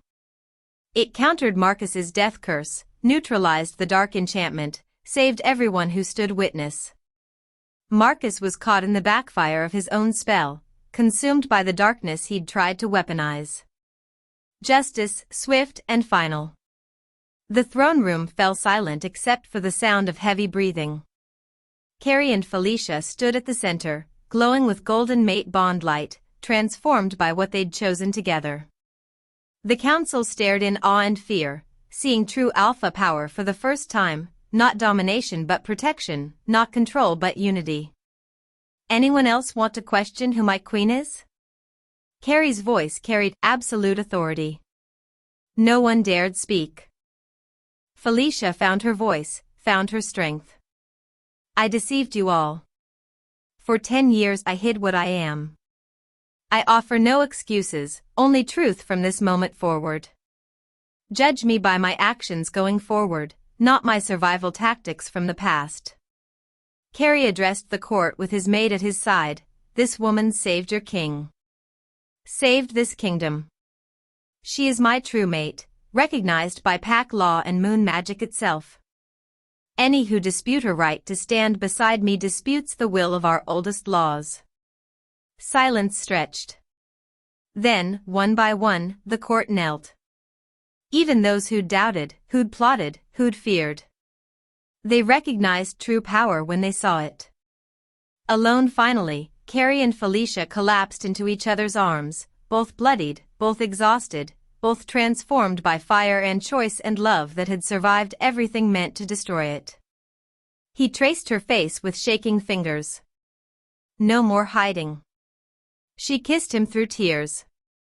No more silence. The mate bond glowed between them, golden, pure, chosen. And outside the throne room, dawn broke over a kingdom transformed. Chapter 7, The Reckoning. 3 days after Marcus Thorne's blood cooled on throne room marble, the palace still trembled with aftermath. Servants whispered about the battle, about the golden light that had saved them all, about the deaf girl who'd found her voice and changed everything.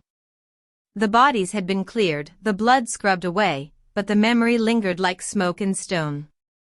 Carrie and Felicia occupied the royal chambers together now, shared space, shared bed, the mate bond humming complete and golden between them like a living thing. They'd been physically intimate because the bond demanded it, because their bodies sought what their souls had already claimed. The first night had been desperate, frantic, a claiming born of survival and relief. The second night softer but still guarded, both of them dancing around wounds too raw to touch. But emotional wounds took longer to heal than flesh, and the conversation they both needed sat between them like an uninvited guest that wouldn't leave. 3 days of careful politeness. 3 days of touching without truly connecting. 3 days of sleeping tangled together but dreaming separately. Finally, as dawn light crept through windows overlooking gardens where this had all begun, Carrie broke the silence. His fingers traced idle patterns on her bare shoulder, but his voice held tension. Why did you really choose it? The deafness. All of it. The real reason. Felicia's fingers stilled on his chest where she'd been tracing the scar over his heart, the one from his father's claws during their final battle. She'd been buying time, gathering courage, trying to find words for truths she'd never spoken aloud. Then it spilled out. All of it. Watching her mother die at 14 years old, not 6 like she'd told him before. Old enough to understand exactly what was happening, to hear Elena's screams through the walls, to see the bruises that appeared like dark flowers across pale skin. The alpha who'd claimed her mother, Lord Theron, now dead himself, had used the mate bond as a weapon. Each time Elena tried to resist, the bond's magic would punish her, create physical agony that only submission could ease. The bond was supposed to be sacred, Felicia whispered, voice breaking. But he twisted it. Made it torture. My mother would scream at night and I'd press my hands over my ears and promise myself I'd never let an alpha do that to me. She told him about the night Elena died, how Lord Theron had gone too far, how the bond that was supposed to protect had killed her instead. She called my name at the end. Begged me to run. To never let them claim me, never let them make me theirs. The tears came then, years of them held back by sheer will. I was 14 and I didn't understand bonds. I just understood pain. I understood that my mother had been beautiful and strong and an alpha had broken her like she was nothing. Carrie's arms tightened around her, his own throat working with emotion. I'm sorry. Gods, Felicia, I'm so sorry. If I'd moved faster, if my guards had arrived sooner. You tried to save her, she interrupted. Marcus lied about that. You gave the order to free her. It wasn't your fault that Theron killed her rather than give her up. They lay in silence for a moment, processing decades of trauma that had shaped both their lives. I killed my father, Carrie said finally, voice raw with confession. During the Blood Moon uprising, when I was barely 20 years old. He was a good king in peacetime, but when the pack started fracturing, when old feuds reignited, he refused to intervene. Said wolves needed to settle their own disputes, that the strongest would survive and the weak deserved to die. His hands clenched into fists against the sheets. Thousands would have died, Felicia. Women, children, elderly wolves who couldn't fight. The kingdom would have torn itself apart. So I challenged him. My own father. My own alpha. She heard the pain in every word, the guilt he carried like a physical weight. He accepted because pack law required it. We fought in the old way, shifted, no weapons, to the death. I won. I killed him. And every day since, I've wondered if I'm any better than he was. What kind of king kills his own father? Felicia turned to face him fully, cupping his jaw with both hands, forcing him to meet her eyes. The kind who saves thousands by sacrificing one. Even when that one is family. Even when it destroys something inside you. You're not a monster, Carrie. You're the man who chose the many over the one, who chose duty over love, who's been dying for 12 years because of a curse you earned by doing the right thing. Understanding settled between them like sunlight breaking through storm clouds. They'd both been running from their own perceptions for years. Felicia saw all alphas as abusers because of trauma. Carrie saw himself as a monster because of what necessity had forced him to do. And the mate bond hadn't made them weak, it had made them face their fears and find strength in the facing. You're not your mother, Carrie said, tucking platinum hair behind her ear with infinite gentleness. And I'm not the alpha who hurt her. You're not a victim and I'm not an abuser. We're just two people who've been damaged by other people's choices, trying to figure out how to be whole together. I'm not my father, Felicia replied, her voice steady now. And you're not the monster you think you are. You're the man who tried to save my mother. Who refused to force me even when it meant dying. Who gave me the choice to walk away. They made love again then, but this time it was different. Not just physical need or bond-driven urgency, but emotional vulnerability laid bare. Two people choosing to be known, to be seen in their entirety, scars and fears and broken places included. Afterward, lying tangled in sheets with morning light painting their skin gold, Carrie murmured against her temple, "No more secrets." "No more hiding," Felicia agreed. The silence between them now was comfortable, peaceful. The good kind that came from being understood rather than simply heard. Within a week, Felicia began reshaping the kingdom with the same determination she'd once used to maintain her deception. She visited the defective wolves Marcus had imprisoned, established formal protections for those society deemed broken or undesirable. Created new laws that threatened traditional alpha authority to its very foundation. The most revolutionary, no wolf could be claimed against their will. Pack bonds must be mutual, freely chosen by both parties, or they were legally void. Forced bonds would be grounds for execution of the alpha who imposed them. The law sent shockwaves through every pack in the kingdom. At the council meeting where the law was formally proposed, old guard wolves shifted uncomfortably in their seats. Lord Brennan, now restored to his position as chief advisor, spoke carefully. "The natural order has always been alpha dominance, Your Majesty. This law would upend centuries of tradition." Felicia's voice was clear and strong, no longer hiding behind silence or signs. "The natural order failed my mother. It failed every wolf Marcus murdered. It fails every time an alpha uses a sacred bond as chains. Perhaps it's time for a new order that protects the vulnerable instead of empowering the predators."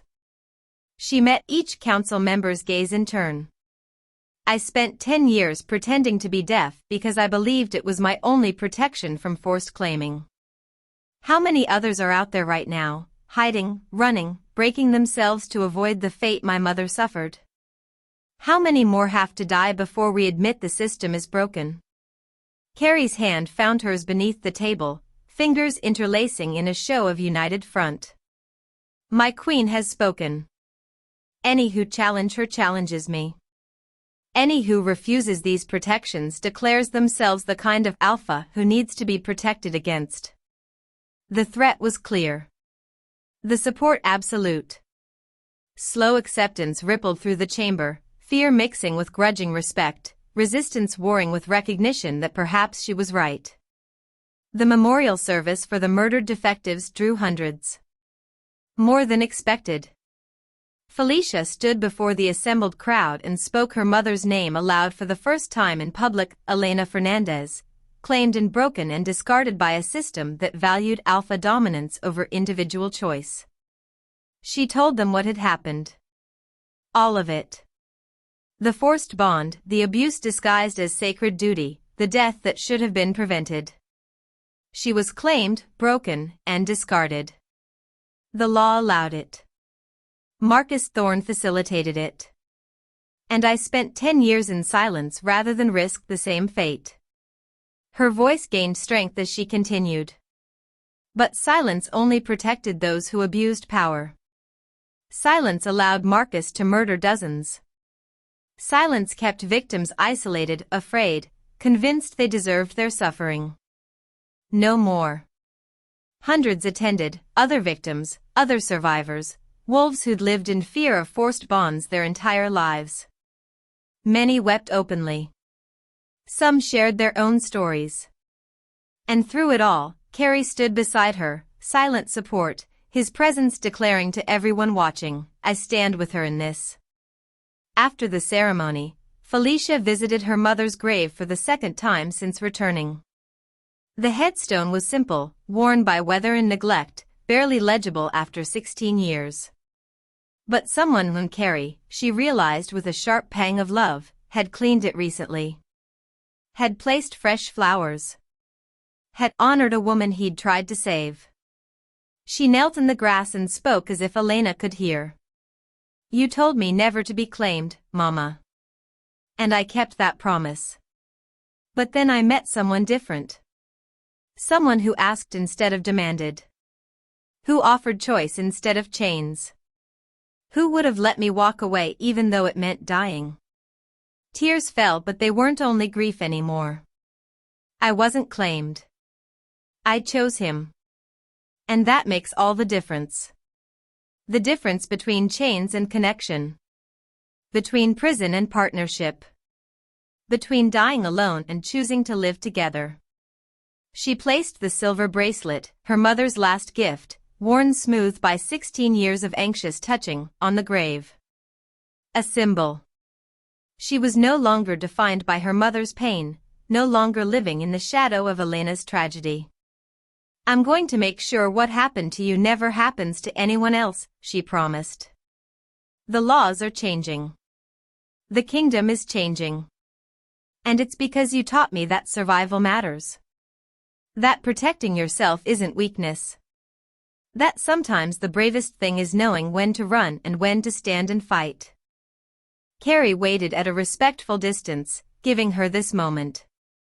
When she rose and turned, he opened his arms and she walked into them, finally believing she belonged there. Intelligence reports arrived that evening. Neighboring pack leaders were uneasy with the changes, threatened by laws that empowered the powerless and held alphas accountable. Whispers of alliance forming against them. War might be coming, drawn by wolves who preferred the old order where strength meant domination and bonds were chains. But for now, there was peace. Hard-won and fragile, but real. That evening, Carrie found Felicia on the palace balcony watching stars emerge from twilight. He moved his hands in careful signs he'd been learning, practicing secretly, "I love you." She laughed, catching his hands and correcting his form with gentle touches. "You're getting better." Then, aloud, "I love you too. And I'm not afraid to say it anymore. Not afraid to be seen, to be known, to be claimed by choice rather than force." He pulled her close, burying his face in her hair, breathing her in. "Good. Because I plan to hear it every day for the rest of our lives. I plan to spend those lives proving that bonds can be beautiful when they're chosen." They returned to their chambers wrapped in each other, the mate bond glowing golden between them, pure, chosen, unbreakable. Outside their window, guards patrolled and the kingdom slept, unaware that change was coming whether they welcomed it or not. But in the shadows below, a raven arrived bearing a letter sealed with unfamiliar wax. Addressed to the false queen in script that dripped contempt. Threats from old enemies. New dangers gathering like storm clouds on the horizon. One battle won, but the war just beginning. Inside, Felicia finally slept peacefully in Carrie's arms, platinum hair spilling across his chest. He watched her in the darkness, protective and devoted, one hand resting over her heart where the mate bond pulsed steady and true. Whatever came next, they would face it together. No more silence. No more hiding. Just truth, freely spoken, fiercely protected. And truth, they'd learned, was the most powerful weapon of all. Chapter 8, The Test. 6 weeks after the throne room battle, Felicia should have felt settled. Should have grown accustomed to the weight of a crown, the whispers that followed her through corridors, the way wolves dropped their gazes when she passed. But settling into queenship felt like learning to walk on legs that didn't quite fit, every step conscious, deliberate, slightly wrong. She stood before the mirror in their chambers, adjusting the silver circlet that marked her as Alpha Queen, and caught herself signing nervously to her reflection. Old habits died hard. Sometimes she still wanted to retreat into silence, to become invisible again, to hide behind the mask of deafness that had protected her for so long. Being seen, being heard, being known, it terrified her in ways that physical danger never had. "You're doing it again," Carrie said from the doorway, his voice warm with affection. "Signing to yourself when you think no one's watching." She flushed but didn't stop. Her hands moved in the old patterns, muscle memory seeking comfort in familiar gestures. "Sometimes I miss it. The invisibility. The safety of being underestimated." He crossed the room, caught her hands mid-sign, pressed a kiss to her knuckles. "You were never truly invisible, love. Not to me. I saw you long before I understood what I was seeing." Court politics had only grown more complex with her elevation. She'd been learning diplomacy, pack management, the delicate art of balancing tradition with progress. The older nobles watched her with barely concealed skepticism, waiting for her to prove herself worthy, or fail spectacularly. Every decision was scrutinized. Every word weighed. Every gesture analyzed for signs of weakness. And they found plenty to criticize. She still caught herself signing instead of speaking during stressful meetings. Still positioned herself to read lips even though everyone knew she could hear. Still carried the habits of a decade in everything she did. Some found it endearing. Others found it proof she was unfit to rule. The challenge came from Lord Hrothgar, a silver-haired alpha who'd served on the council since before Carrie was born. He stood during a routine session and spoke with the kind of careful courtesy that barely concealed contempt. "Your Majesty, the council wishes to invoke the ancient right of trials." Silence fell like a blade.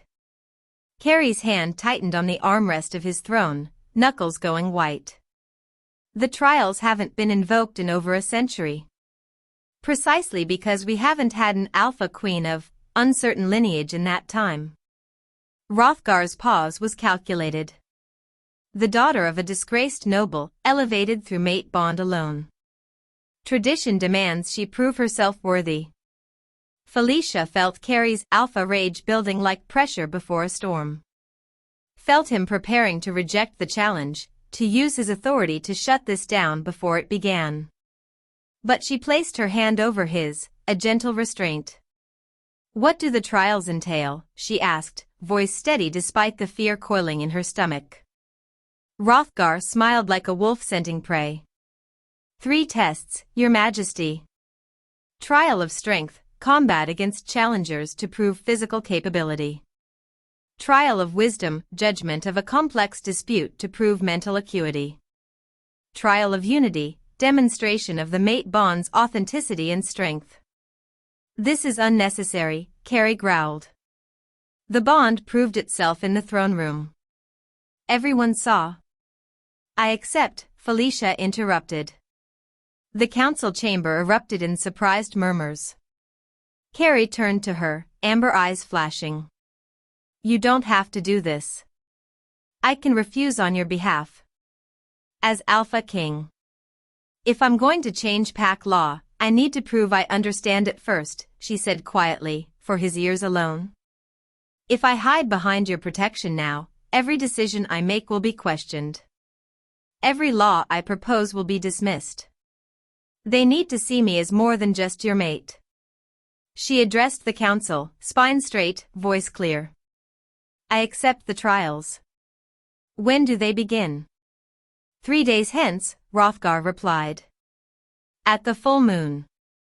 As tradition demands. That night, Carrie taught her everything he knew about alpha combat. They trained in the private courtyard until both were exhausted, until Felicia's muscles screamed and her wolf form felt more natural than her human skin. She hadn't shifted in years. Part of maintaining her deafness deception had been suppressing her wolf entirely. Your wolf is alpha-born, Carrie said, circling her in the moonlight as she panted in silver-furred form. Trust her. She knows things your human mind has forgotten. The day of the trials arrived with cruel sunshine, as if the weather mocked the gravity of what was about to happen. The arena had been prepared in the palace's central courtyard, ancient stones arranged in a circle, packed earth that had seen centuries of challenges and blood. Hundreds gathered to watch. The entire court, wolves from neighboring packs, citizens who'd heard rumors of the deaf girl who'd become queen. They filled the viewing galleries, pressed against barriers, climbed on rooftops for better views. The air hummed with anticipation and barely concealed schadenfreude. Felicia stood at the center of the arena in simple leather fighting clothes, platinum hair braided back, ice blue eyes scanning the crowd. She found Carrie in the royal box and drew strength from his presence. He looked ready to tear the entire arena apart if anyone hurt her, but he'd promised to let her fight her own battles. Trial of strength, the herald announced. The Alpha Queen must defeat 3 challengers in combat. Shifted form.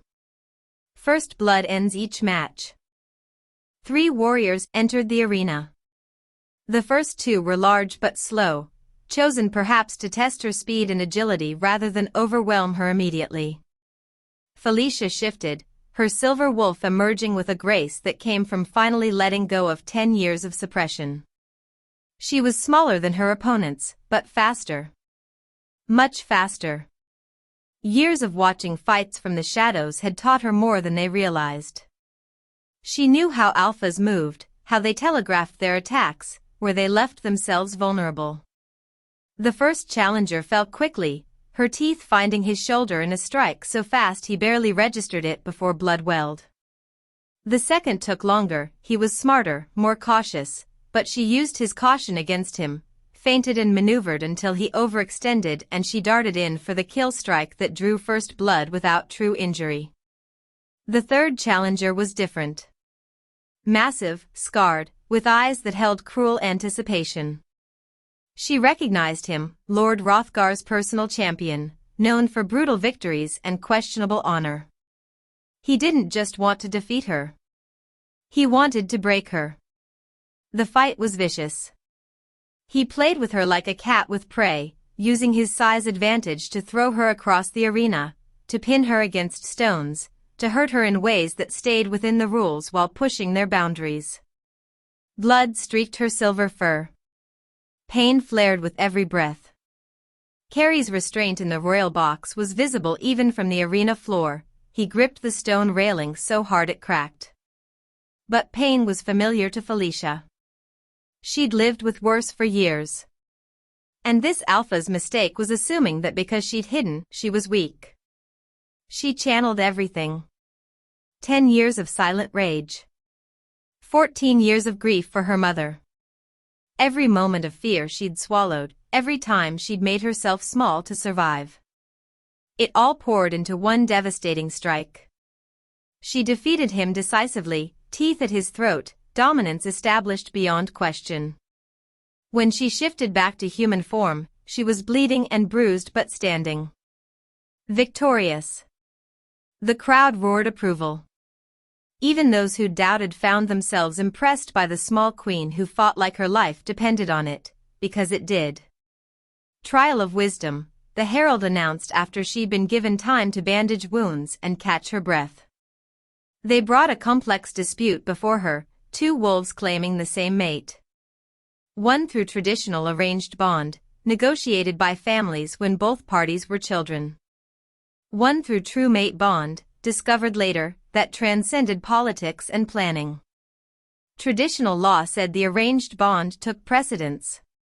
Contracts were sacred, arrangements made in good faith had to be honored. But Felicia knew what forced bonds did. Knew how they destroyed people from the inside out.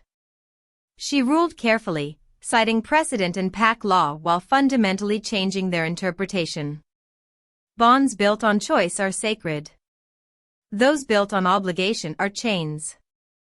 The arranged bond is void, it was never freely chosen by both parties, merely imposed by circumstance.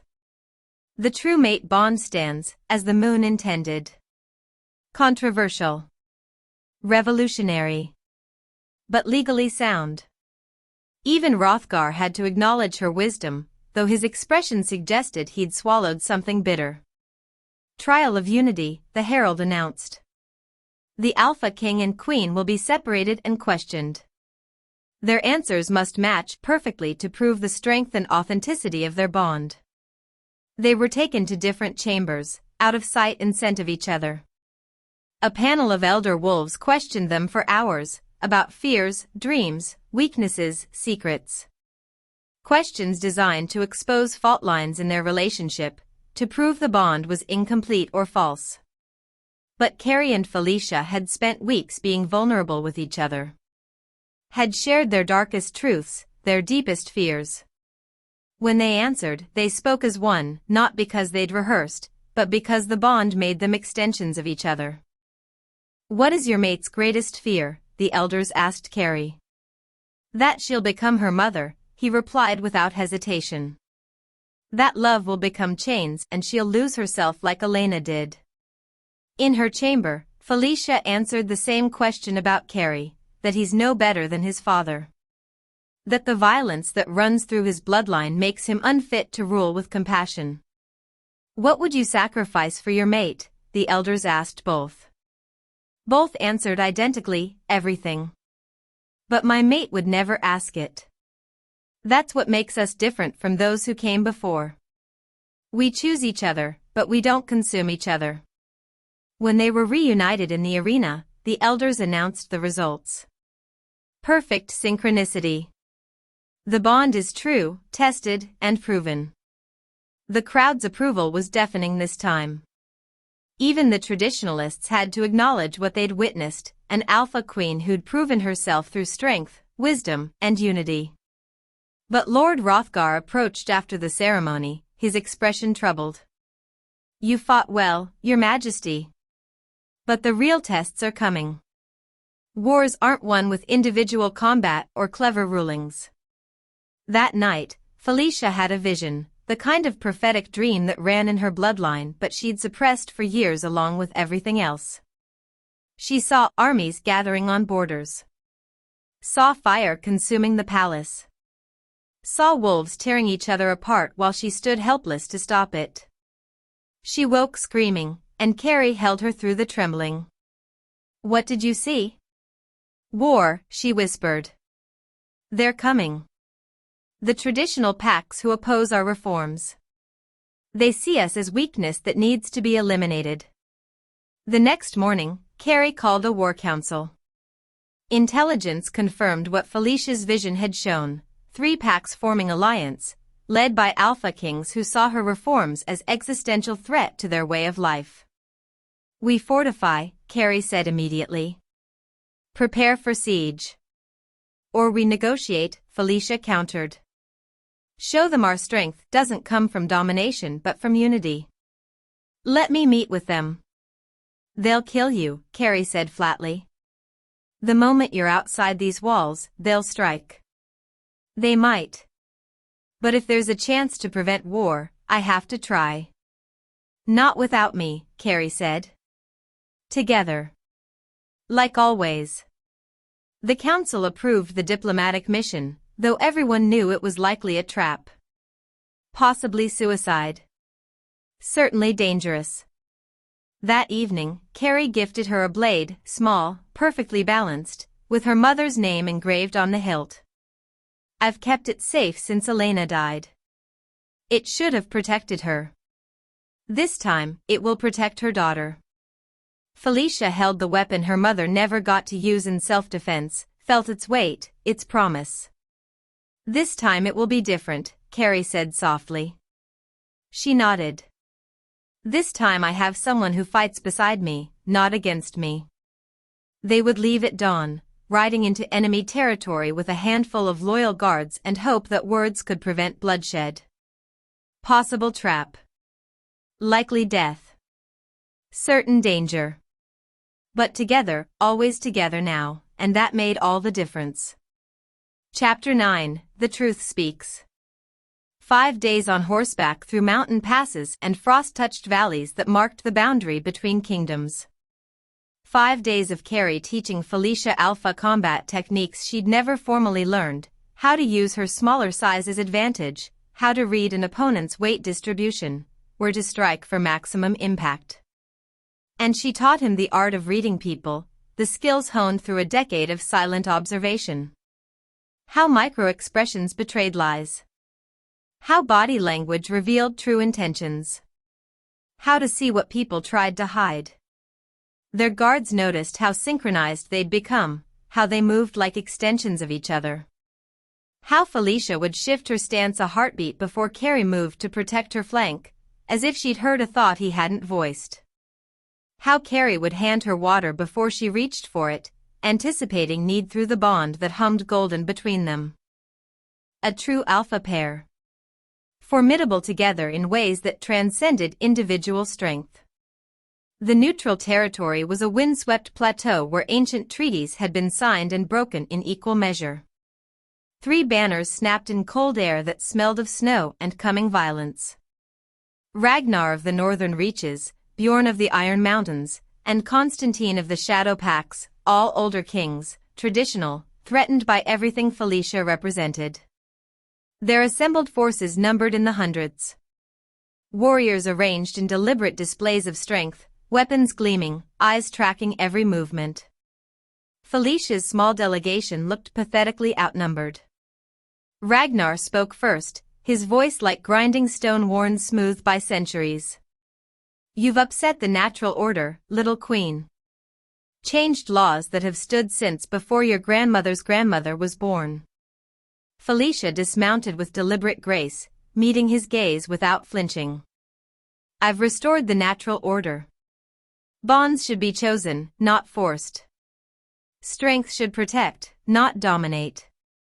These aren't radical concepts, they're what the moon intended before alphas twisted sacred laws into tools of oppression. Bjorn laughed, the sound ugly and dismissive. Pretty words from a girl who pretended to be deaf for 10 years. Who lied to everyone around her. You speak of truth while built on deception.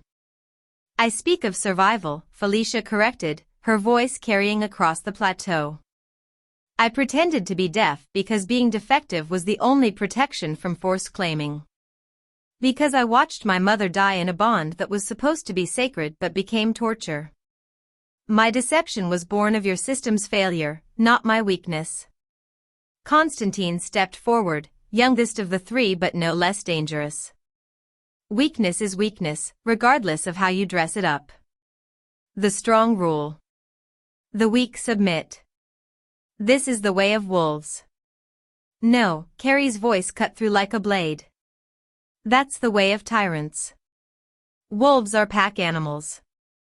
We survive through cooperation, through protecting our vulnerable, through bonds that strengthen rather than break. What you're defending isn't wolf nature, it's corruption masquerading as tradition.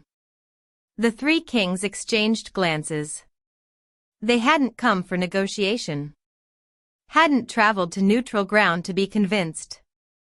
They wanted submission, wanted Carrie to renounce Felicia as queen, to take a proper mate of their choosing, to prove his kingdom wasn't controlled by a woman who dared to challenge centuries of alpha dominance. Renounce her, Ragnar demanded. Take a mate we approve. Show the kingdoms that strength still means something. Carrie's alpha rage surfaced like a tsunami, power rolling off him in waves that made lesser wolves drop to their knees. My mate is my choice. Question that again and we settle this the old way. The old way. Mortal combat between alpha kings. Blood and dominance and death. Before violence could erupt, before the plateau could become a battlefield, Felicia stepped forward and spoke with the voice that had been silent for 10 years. The voice she'd finally claimed as her own. You fear what I represent, she said, addressing not just the kings but their assembled packs. Not my gender, not my reforms, but the truth. The truth that your power depends on others' silence. That you need your pack members afraid to speak, to challenge, to choose. Because if they realized they had voices? She let the question hang. You'd have no control. She turned to face the warriors, the lesser wolves, the ones society deemed followers rather than leaders. I was silent for 10 years. I hid because I thought silence kept me safe. But silence only protected those who abused power. When I found my voice, I found my strength. And every wolf here has that same strength, if you'd only claim it. Her words resonated like stones dropped in still water, ripples spreading outward. She saw recognition in eyes that had been carefully blank.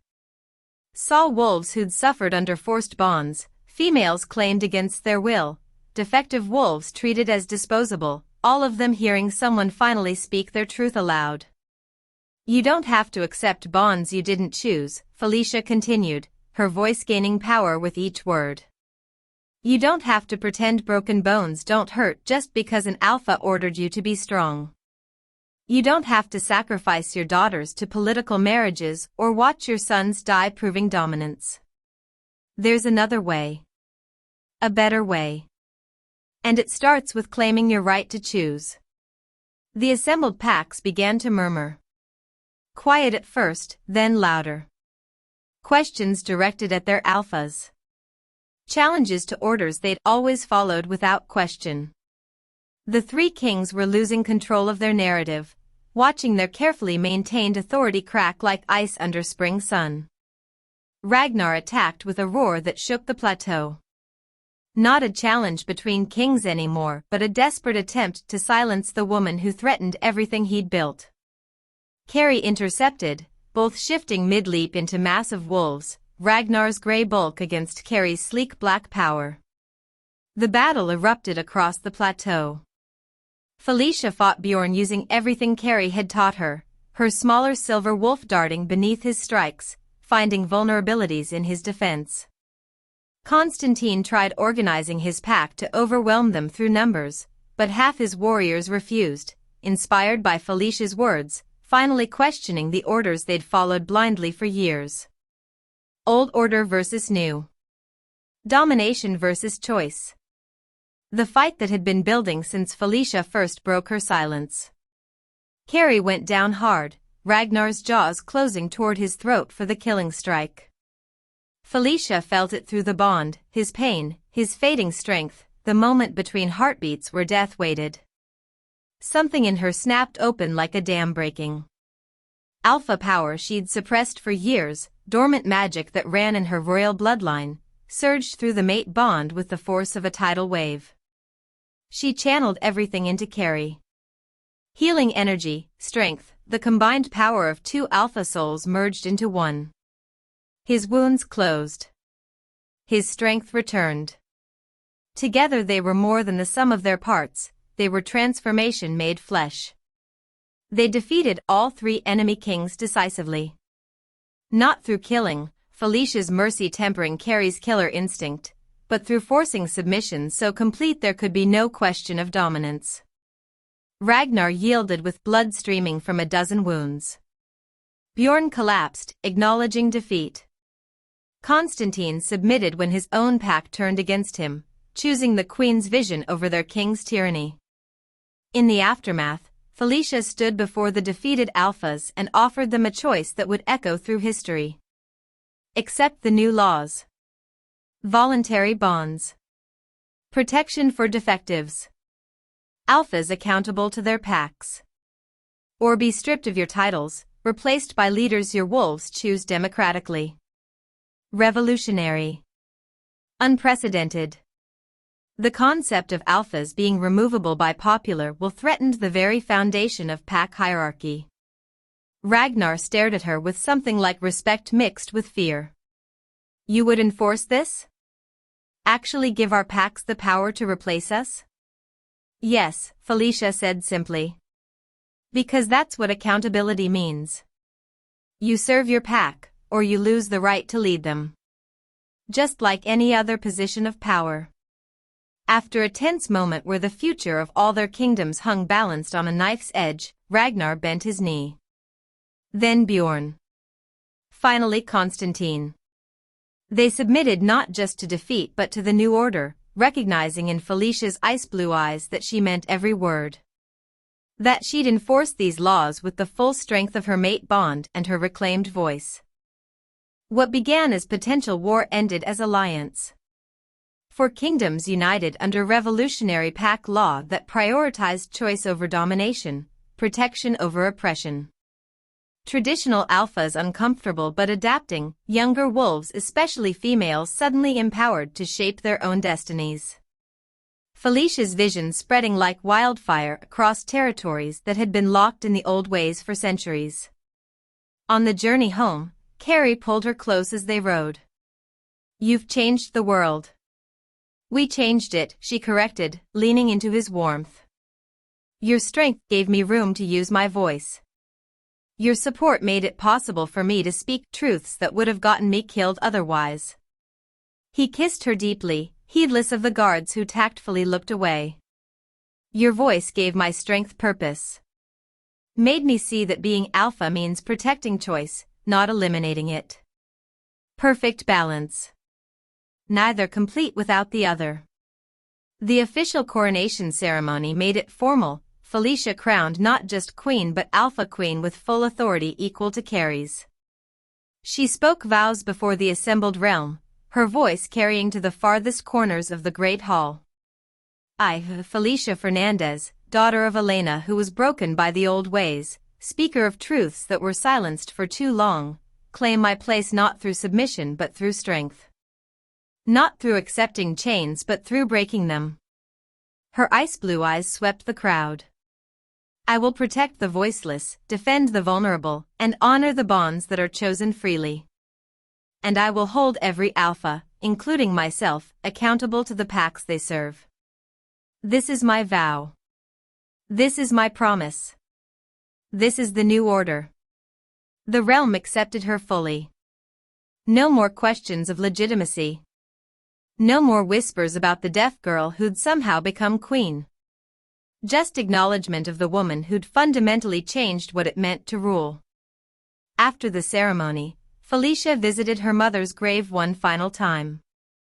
The headstone gleamed from Carrie's continued care, fresh flowers already placed despite the morning's early hour. I kept my promise, Mama, she said softly, kneeling in grass wet with dew. I never let them claim me. I claimed myself first. And then I claimed him, not because I had to, but because I wanted to. Because he gave me the choice you never had. She placed a crown of flowers on the grave, woven from wolfsbane and iron roses, beauty and danger intertwined. The difference is everything. Between chains and connection. Between dying under someone's control and choosing to live beside them as equals. Carrie waited at a respectful distance, giving her this moment of closure. When she rose and turned, he opened his arms and she walked into them, finally at peace with her mother's memory and her own future. In the palace gardens at sunset, they planned what came next. Orphanages for displaced pups who'd lost families to the old order's violence. Schools for defective wolves, teaching them that different didn't mean disposable. Councils where all voices could be heard regardless of rank or status. Building the kingdom they both believed in, brick by careful brick. Felicia's hand drifted to her stomach in a gesture that was becoming habitual. Carrie noticed immediately, his amber eyes lighting with wonder and joy. When were you going to tell me? She grinned, suddenly looking years younger, the weight of responsibility lifting for just a moment. When I stopped being terrified of everything changing again. And are you, he asked, cradling her face with infinite gentleness. Still terrified? No, she said truthfully. Not anymore. Not with you.